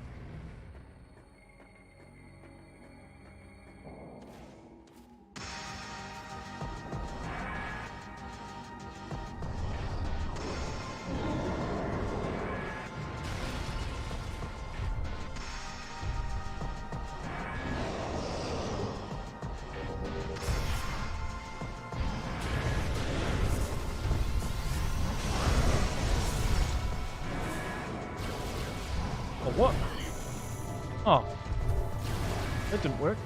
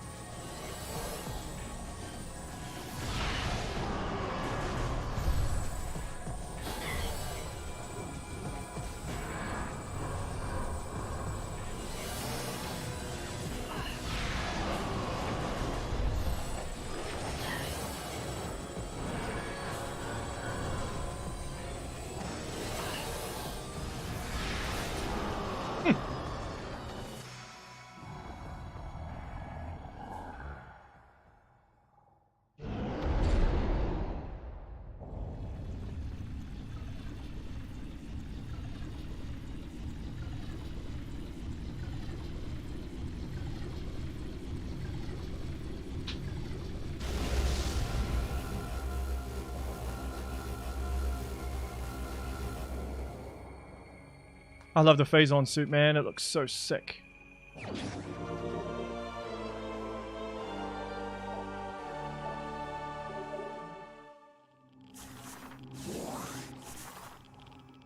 Alright. I'm gonna go back where I came from and go get me that artifact.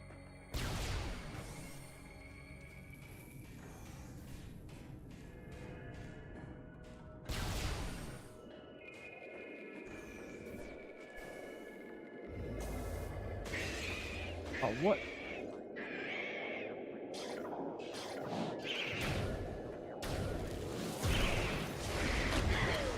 Ah, go away.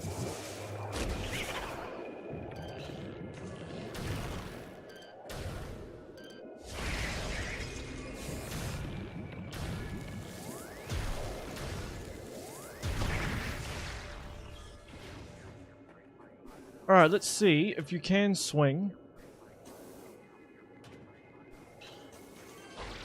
Yeah, you can. Nice. Oh my god.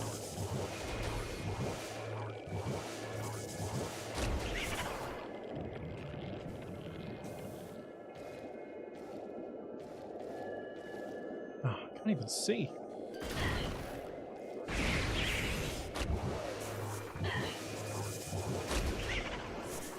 Well, they definitely made the Metroids annoying in this.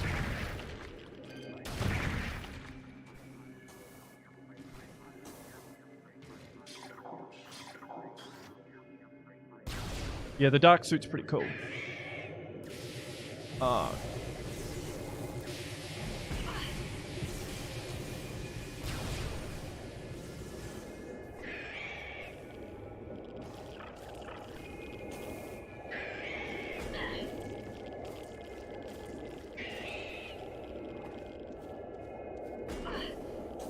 Piss off.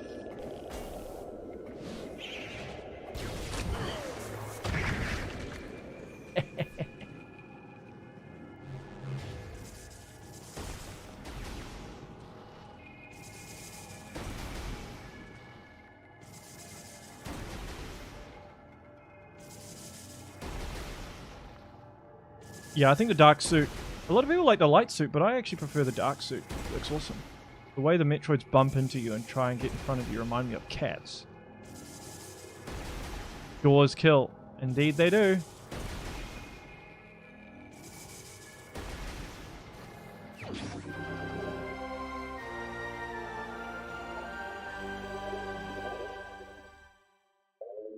Alright. We're done. Time to get the hell out of here.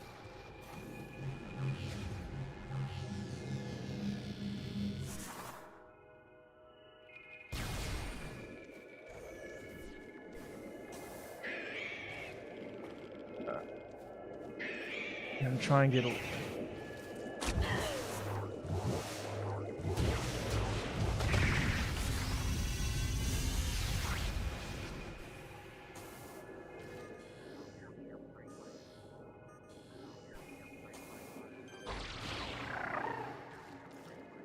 Yeah, I didn't even mean to do that, but okay.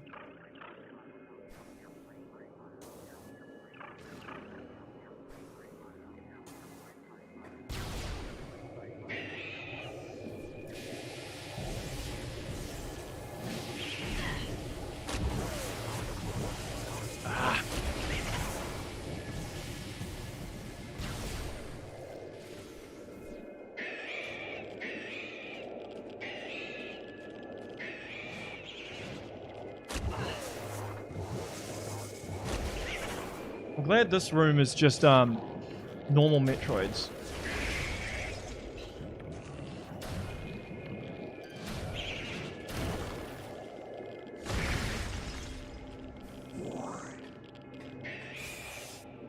What? Come on.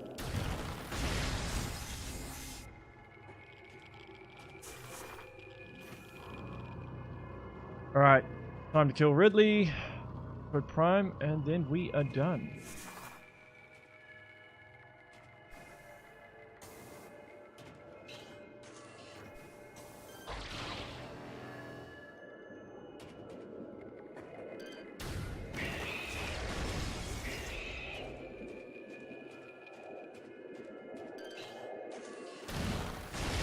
Plasma one-hit kills Metroid. Oh, does it? I just always assumed because of Ice Beam and the way the series is that... Oh, yeah.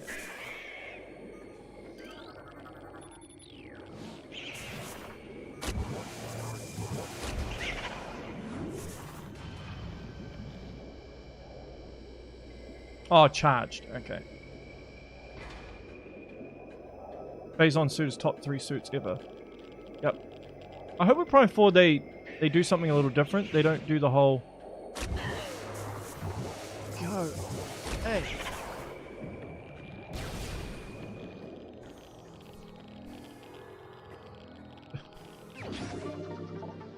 With Prime 4 they switch it up. You know, you want to do the whole Barrier suit, gravity suit, plasma beam, ice beam. Switch it up, man. That's what I'd say. Part of the reason why I love...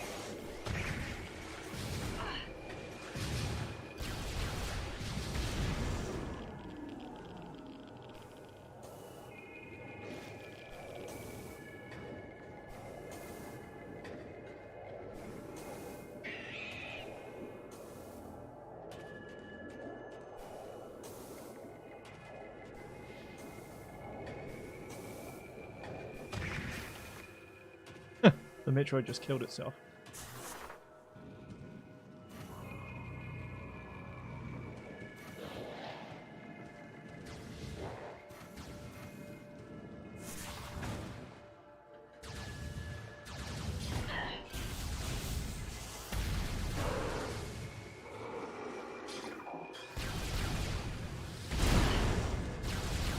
We need a game where Samus uses a Napa sword.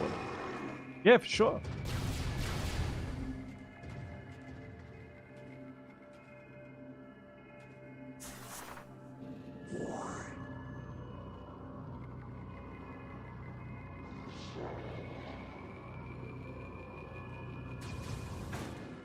Oh! Lucky. Where's the knob? Where is he?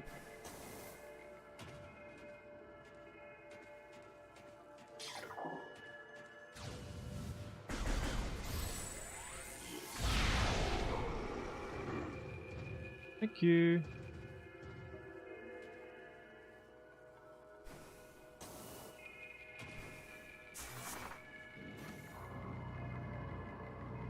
Gonna have me some water. A bit dehydrated.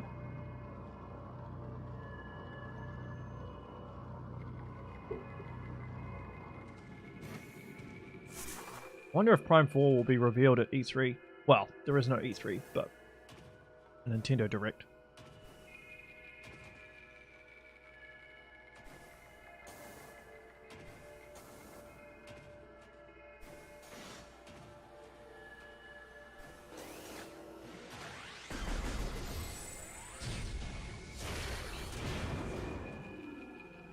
Okay.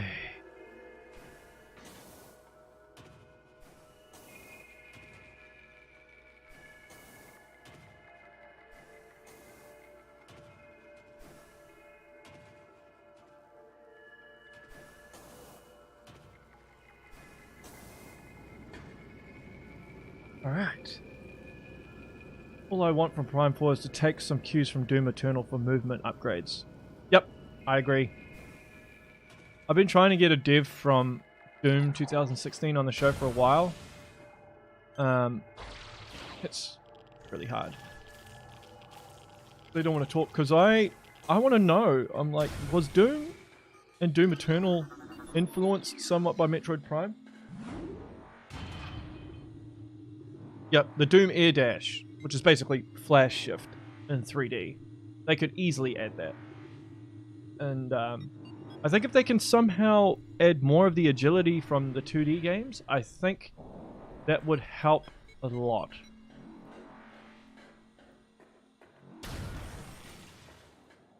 Definitely think it would help a lot.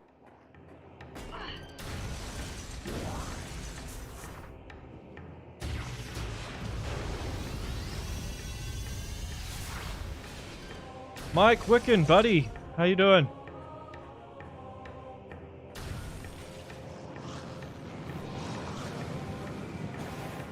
Doom Eternal's map most certainly is Prime inspired.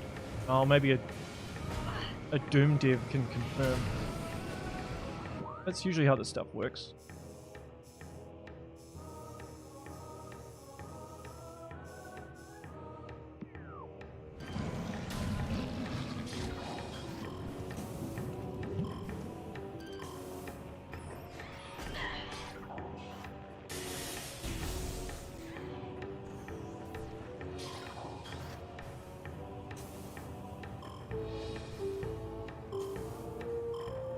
Fallen Orders as well. I'd be interested to see a version of Dread's power suit in Prime 4. Wow, unless they do it as an unlockable or something, I don't really see that happening.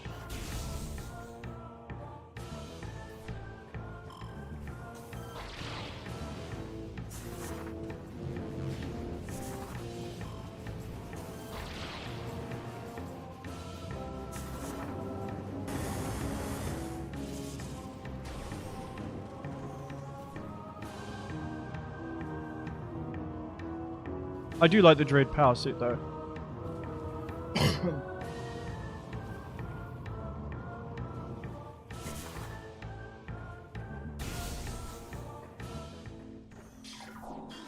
Alright. Artifact Temple time.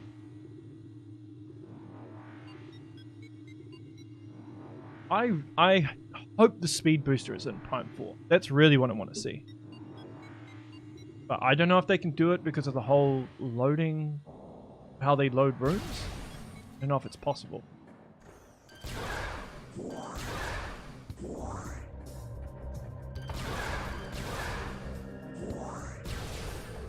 Have you ever seen the Prime 2 demo disc that came with some copies of Prime 1? No. I'm aware of it, but I haven't seen it.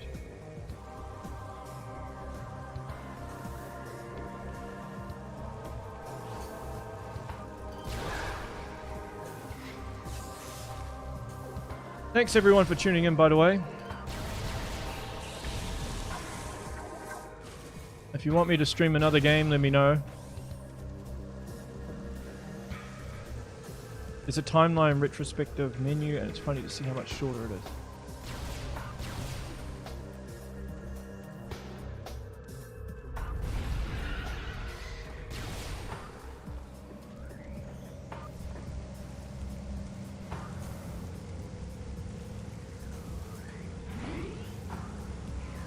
Do you think you'd be interested in seeing something like an ammo system?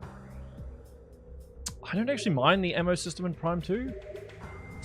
For whatever reason, a lot of people don't like it. I think one of the problems is, and you've probably noticed this, and this is, I think, what Zelda tried with Breath of the Wild, what they tried to prevent, is sometimes if you've got one particular weapon that's OP as hell, then everybody just uses that weapon.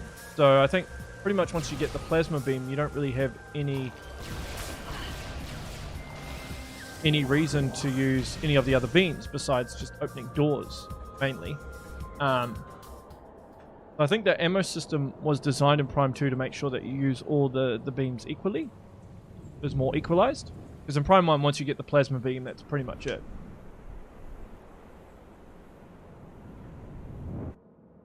What games would I be interested in streaming? Depends. Whatever you guys want me to stream. I'm guessing would be like Metroid Dread or something. I can play Metroid Fusion when it comes out. Next week. Not sure I like the new edge light on Samus in the thinners. Makes her look wrong. Well, you would know. The light on Samus? You meaning all of Samus, or just like her helmet, or what?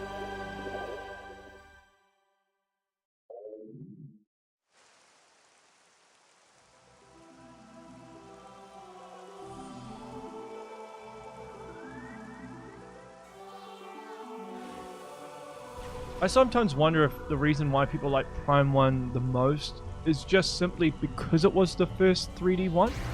And I wonder if that skews people's thoughts. Maybe there's a bit of nostalgia for it. Plus more people have played Prime 1 than 2 and 3. But there's a lot of things that 2 and 3 do better than Prime 1, in my opinion. Prime 1's still awesome though.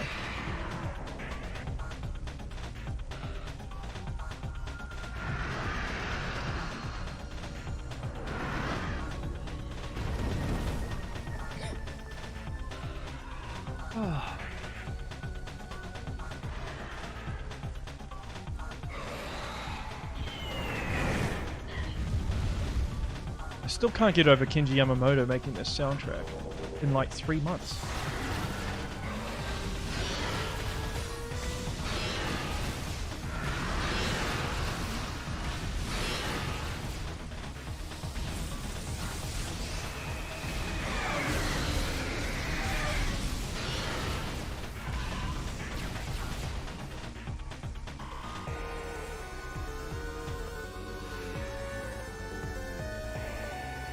Told you where to go in Prime 2 and Prime 2. Well, Prime 3, yeah, you're told where to go.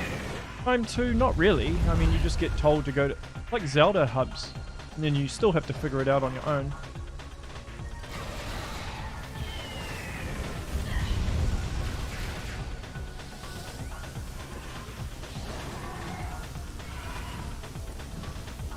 Yeah, the guitars.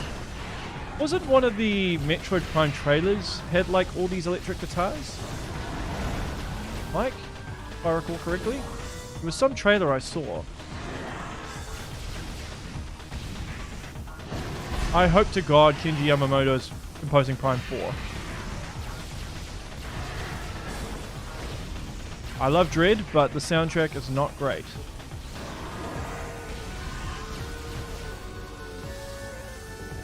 You aren't told to go anywhere, you're just told. Yeah, but there's nothing wrong with that. You gotta switch it up. Not every game needs to be like Super Metroid.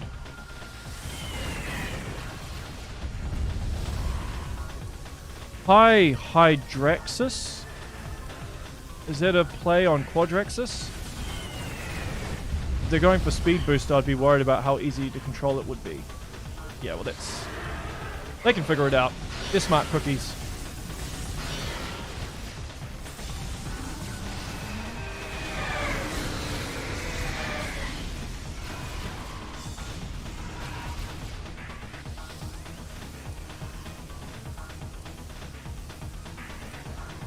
Nice.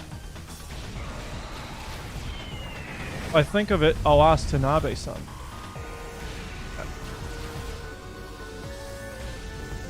Yeah, Kenji Yamamoto not doing the soundtrack is just wrong. He was more of an advisor, I think, on Dread. And I think the stuff that he did compose for Dread is like the best stuff in the game. It's all the remixes of Super Metroid.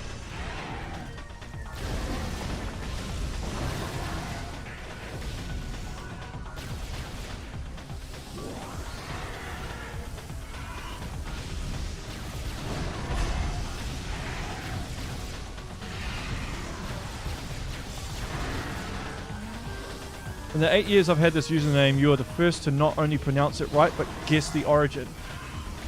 Why aren't I special? I seriously just put 2 and 2 together.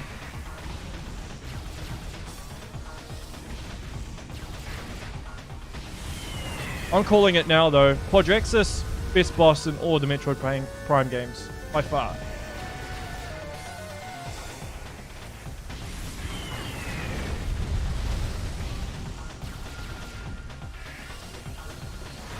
Hey Mike, speaking of which, people keep asking me to do a second interview with you. So I'd be keen, but maybe we won't talk about Metroid. We can talk about something else. For obvious reasons.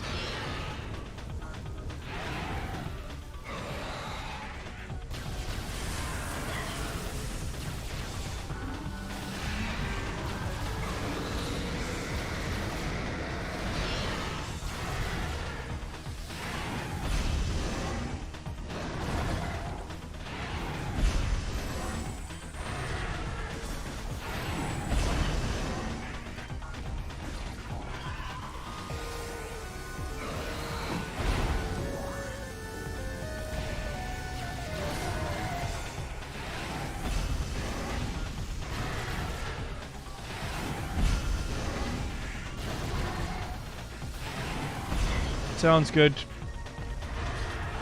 I know you're a busy boy.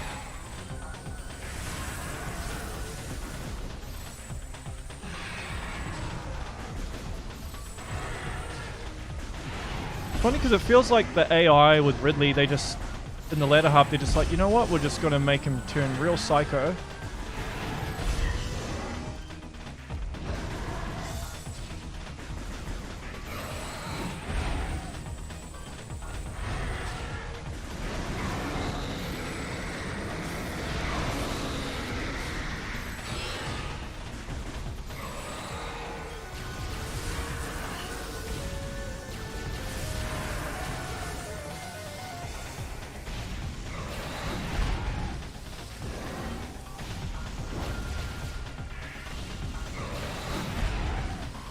We played with the speeds to tune it pretty tight. Nice.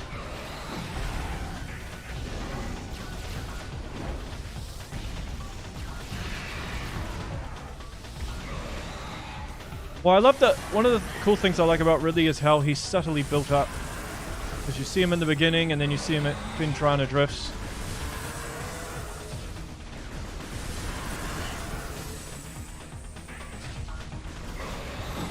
I do like that he was finally made a final boss in Samus Returns.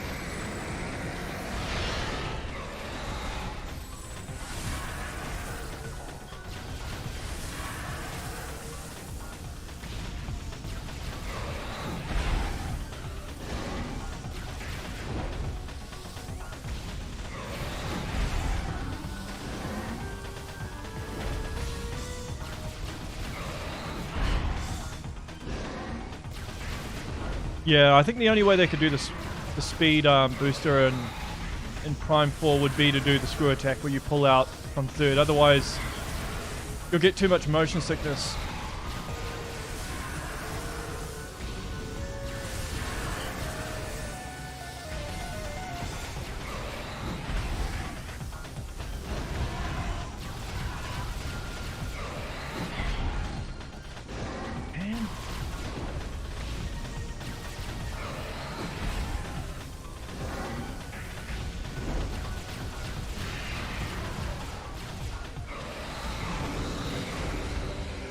Oh yeah.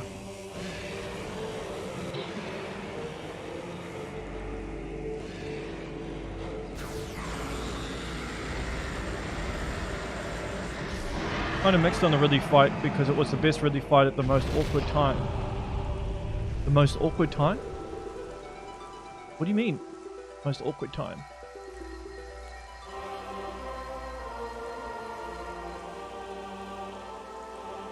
I wonder if they'll put Ridley in Prime 4.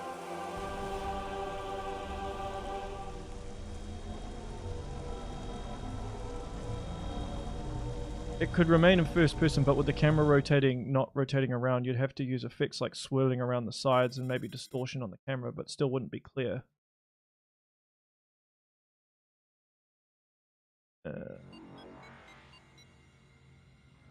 Yeah. They could pull it off. They could pull it off. I think the Prime 2 implementation is the best it's going to get.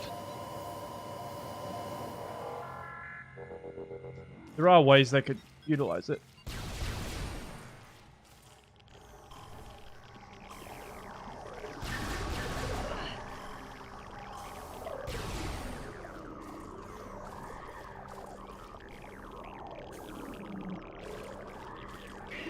I remember reading up online about first-time players getting to this bit and then getting really annoyed with the fish and Metroids.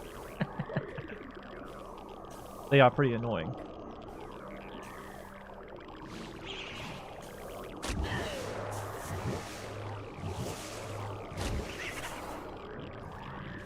Go away.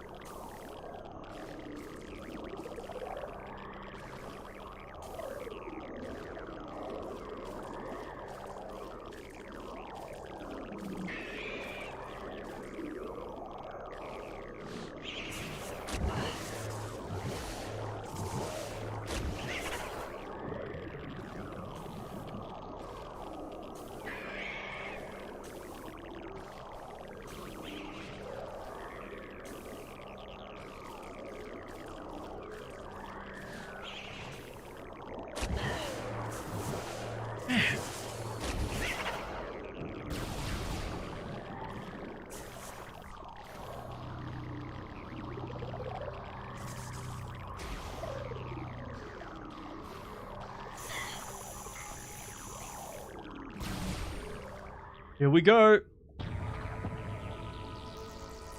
Yeah, Mike. Have a good one. I really love those giant teeth growing on the walls. Makes this place seem cancerous.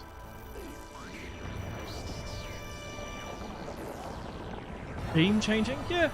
Beam changing's good. If it's done right. I think when you open a door, it should revert to not being need to be changed by that specific beam anymore.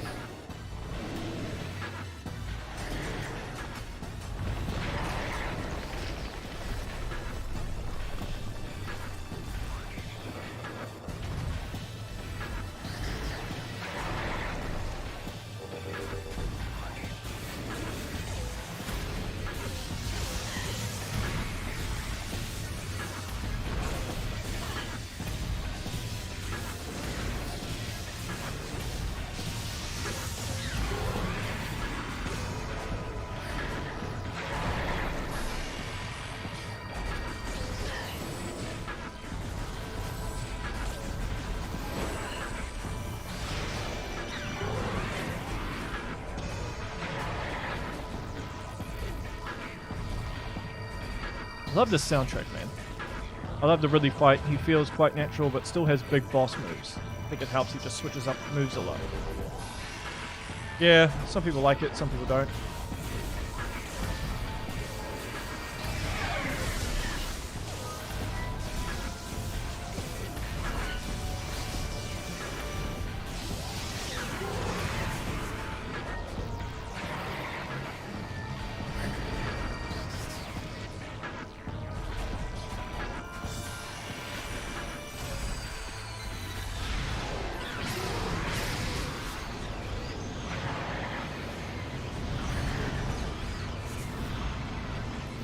What?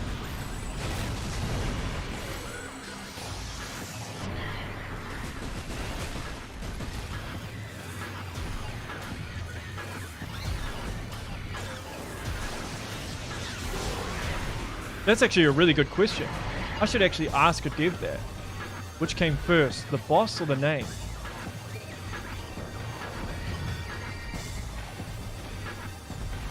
Good question, Mayo-chan.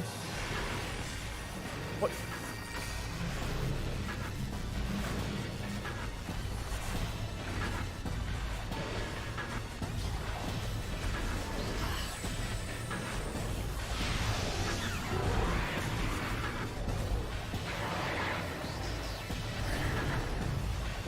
I must say, some of you guys have got some really good questions.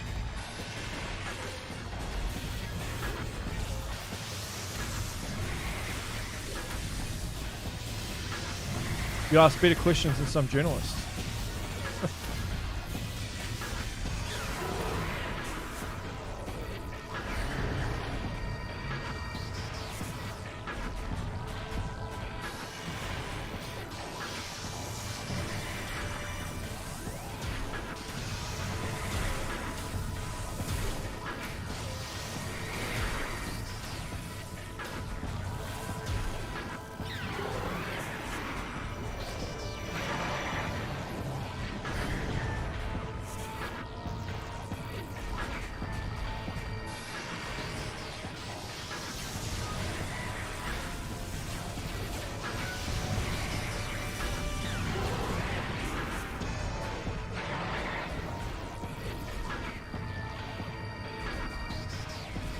Question, everyone, did you play Prime 1 first, or did you play one of the others first?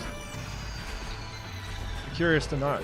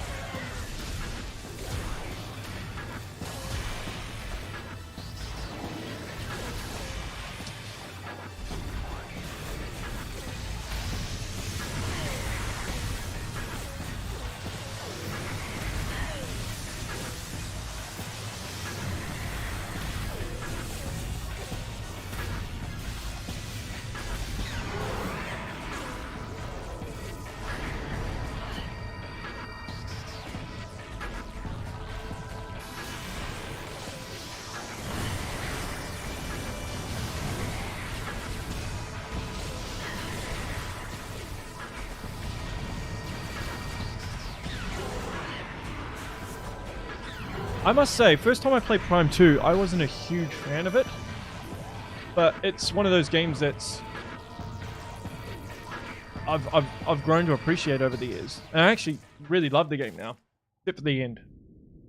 I hate the fetch quest, always will.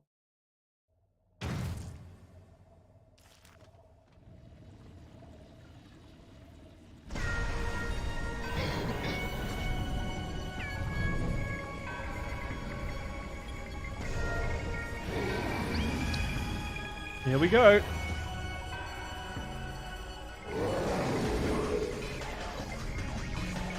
The thing about this boss is you just kind of have to wait. You don't really do anything. You just wait.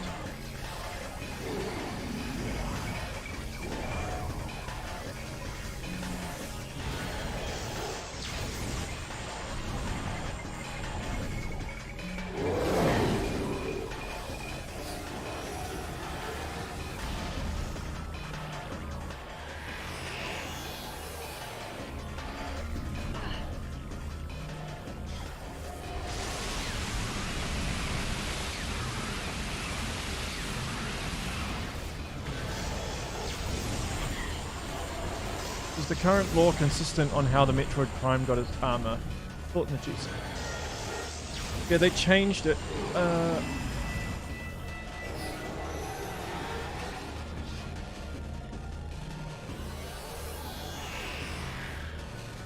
didn't they do that with Prime 3? They added that?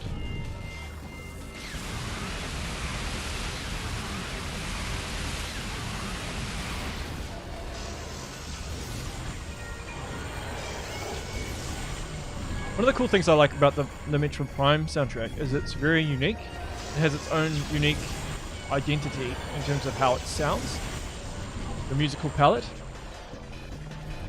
And I think that's something that Nintendo does really well, right? Like, even Splatoon has its own musical identity. Mario has its own musical identity. Oh, look.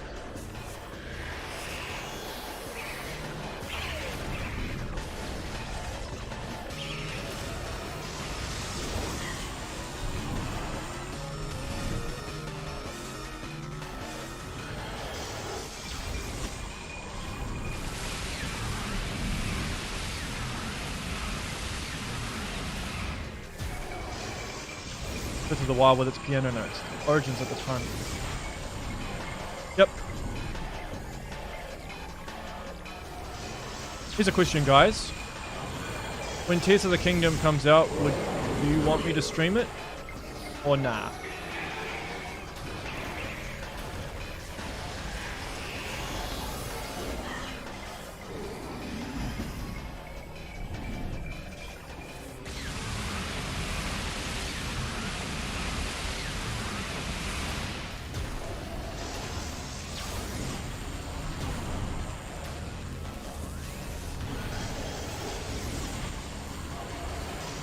Take a dump on the floor.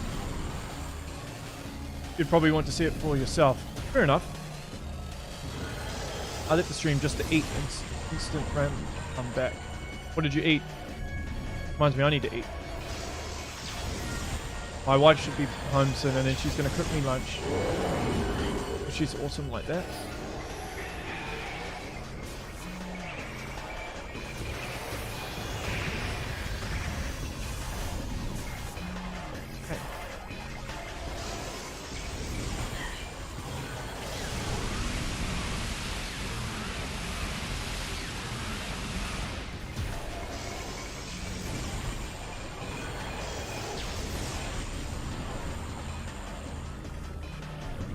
I'd get more attention that way. Touché.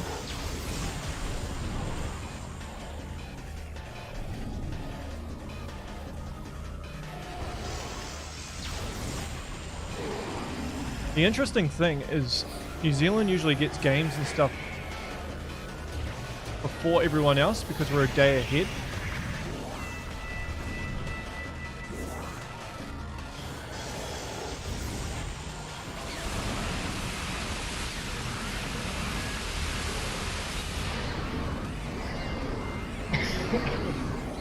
What a time.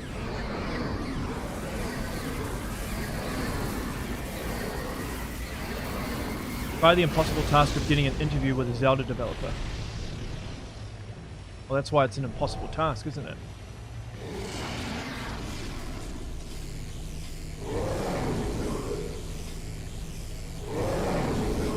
Actually, I think I might just watch because I don't care for the game. Do you not like Zelda, Mayo? Mayo-chan? Is that a play on mayonnaise, by the way?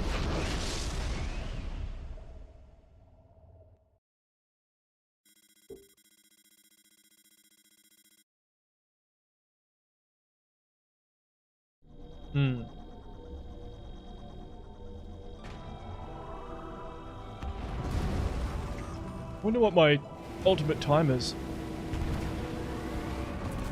I screwed up in a lot of different places. But my time probably won't be that great. Faith in Samus has been well rewarded, and now a new star shines in the universe. The bounty hunter, Samus Aran. What future?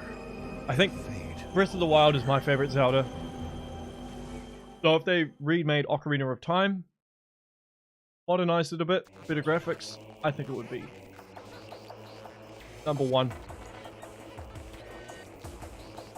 Oh.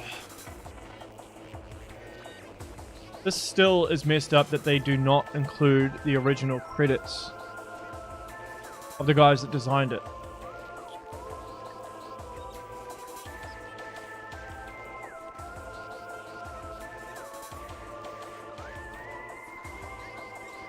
Messed up, man. I hope they patch it. Not counting my breath. Not counting my breath? Not holding my breath.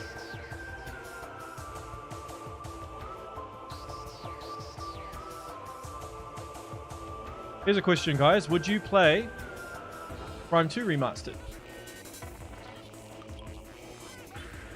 If it was released exactly as it is, just with updated controls and graphics, would you still play it?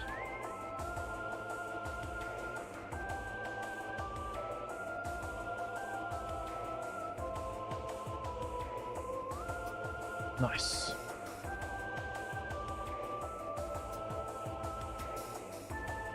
Well, I know Hydraxis would.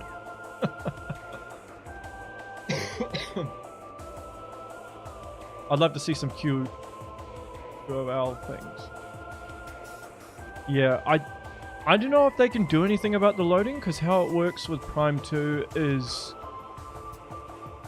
they have to effectively teleport you to another area. That's how the design works with the Dark World. That's why they have a loading screen there. So there'd be too much, I think too much of the code they'd have to change in order to make that a possibility.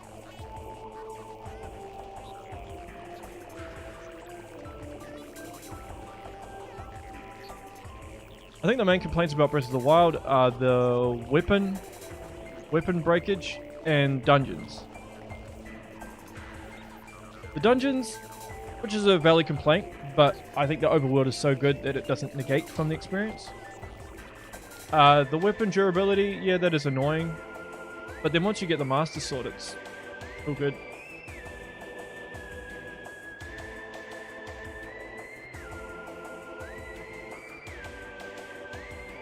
Yeah, Metroid Prime 3 would be the hard one, for sure. They'd have to... Yeah, they'd have to do a Skyward Sword with it. Imagine the remastered environments of Torvis or Sanctuary. Yeah, Sanctuary Fortress in HD. It'd be amazing.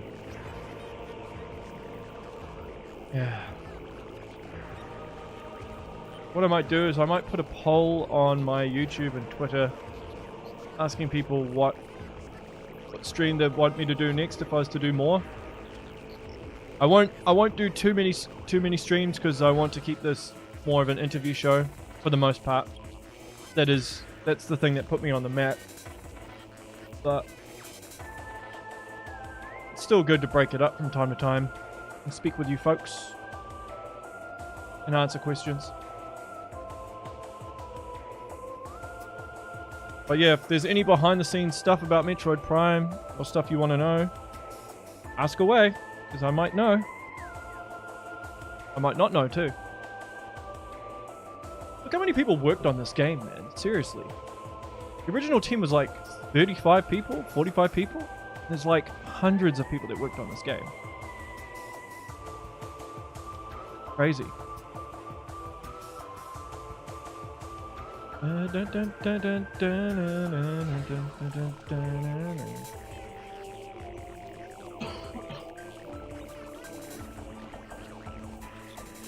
So, Zoid, who's one of the senior engineers, I was actually talking to him early this morning because he might be coming to New Zealand, so he might come stay.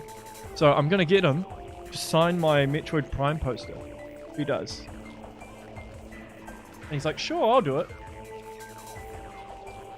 If sales keep going as it is, it seems like Prime 2, 3 Remastered would be guaranteed. Yep, agreed. I think Metroid Dread really did a lot for the series. I think it's really helped, particularly with a new audience. I think newer audiences might be a little bit intimidated with maybe Super Metroid or even Metroid Prime. So, yeah. I'll be interested to see Prime 1 sales. I'll be interested to see if it outsells Dread.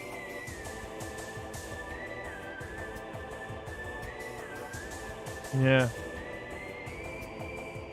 It's crazy how many people worked on Prime 1. So the thing is, here's something interesting that a lot of people... I found this out not too long ago, but the reason why...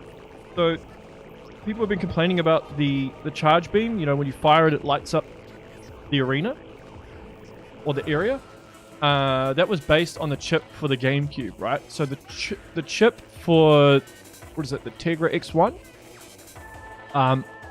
It doesn't really have the capability to do that. So it would actually require a lot of rework to make it work, which is why it wasn't done, or at least not done to the ability that it has been done. I'm not a hardcore tech guy, so I don't understand the specifics, but that's why. Any clue when development of this game was completed? Yeah, I know.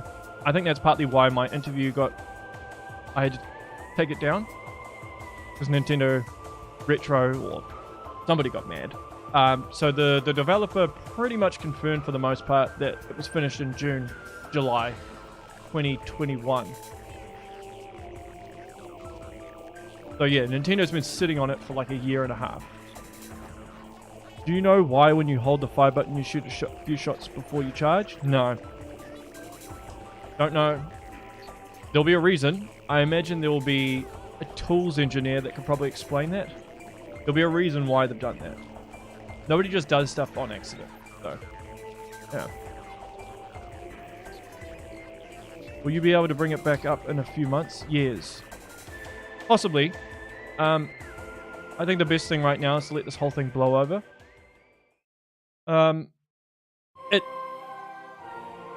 Yeah, because I don't want the dev getting in trouble. I definitely don't want GameSim getting in trouble.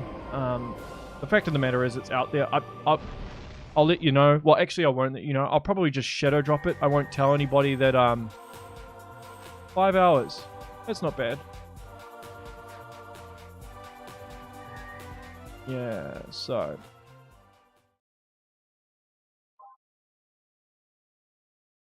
Yeah, I'll save. Yeah, some people are unable to bash buttons quickly. Yep. So yeah. This has been fun, guys. Thanks so much for tuning in. Thanks for giving me your time. Time is a precious thing, so I appreciate it. So hopefully I've been able to provide you with something interesting. Hopefully you've learned something during this Q&A. Or been entertained.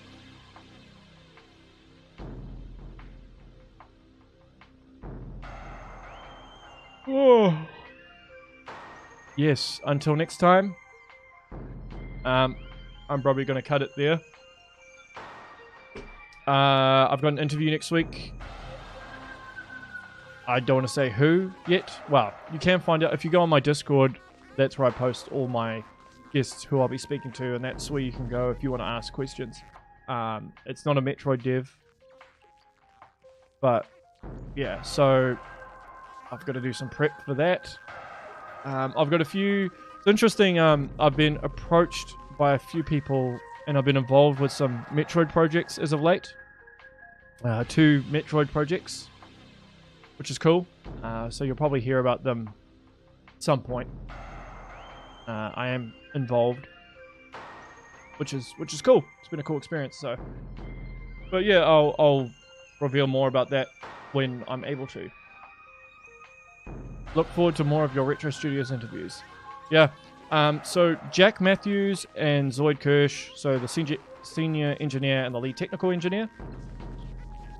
I'm supposed to be reviewing the game with them at some point, maybe in the next month or so. I just have to wait for them to finish the game, and then we'll probably do a review together and review aspects of the original versus the remastered version and get their thoughts on things that have been changed. Obviously, Jack and Zoid specifically has been very vocal about doors, so it'll be good to get them to elaborate on that. So watch out for that. That'll come at some point. In terms of actual Retro Studios interviews, yeah, I don't know if I'll be able to do any more. A lot of the former devs don't want to talk. I am planning, it's ways away, but I might plan a 10th anniversary for Tropical Freeze, where I speak to devs about Tropical Freeze, and then I'll probably do a 20th anniversary for Metroid Prime 2, where I just go to town on interviews on Prime 2. So, but that would be a year away. Who knows? A lot can change in a year, right? So, yeah.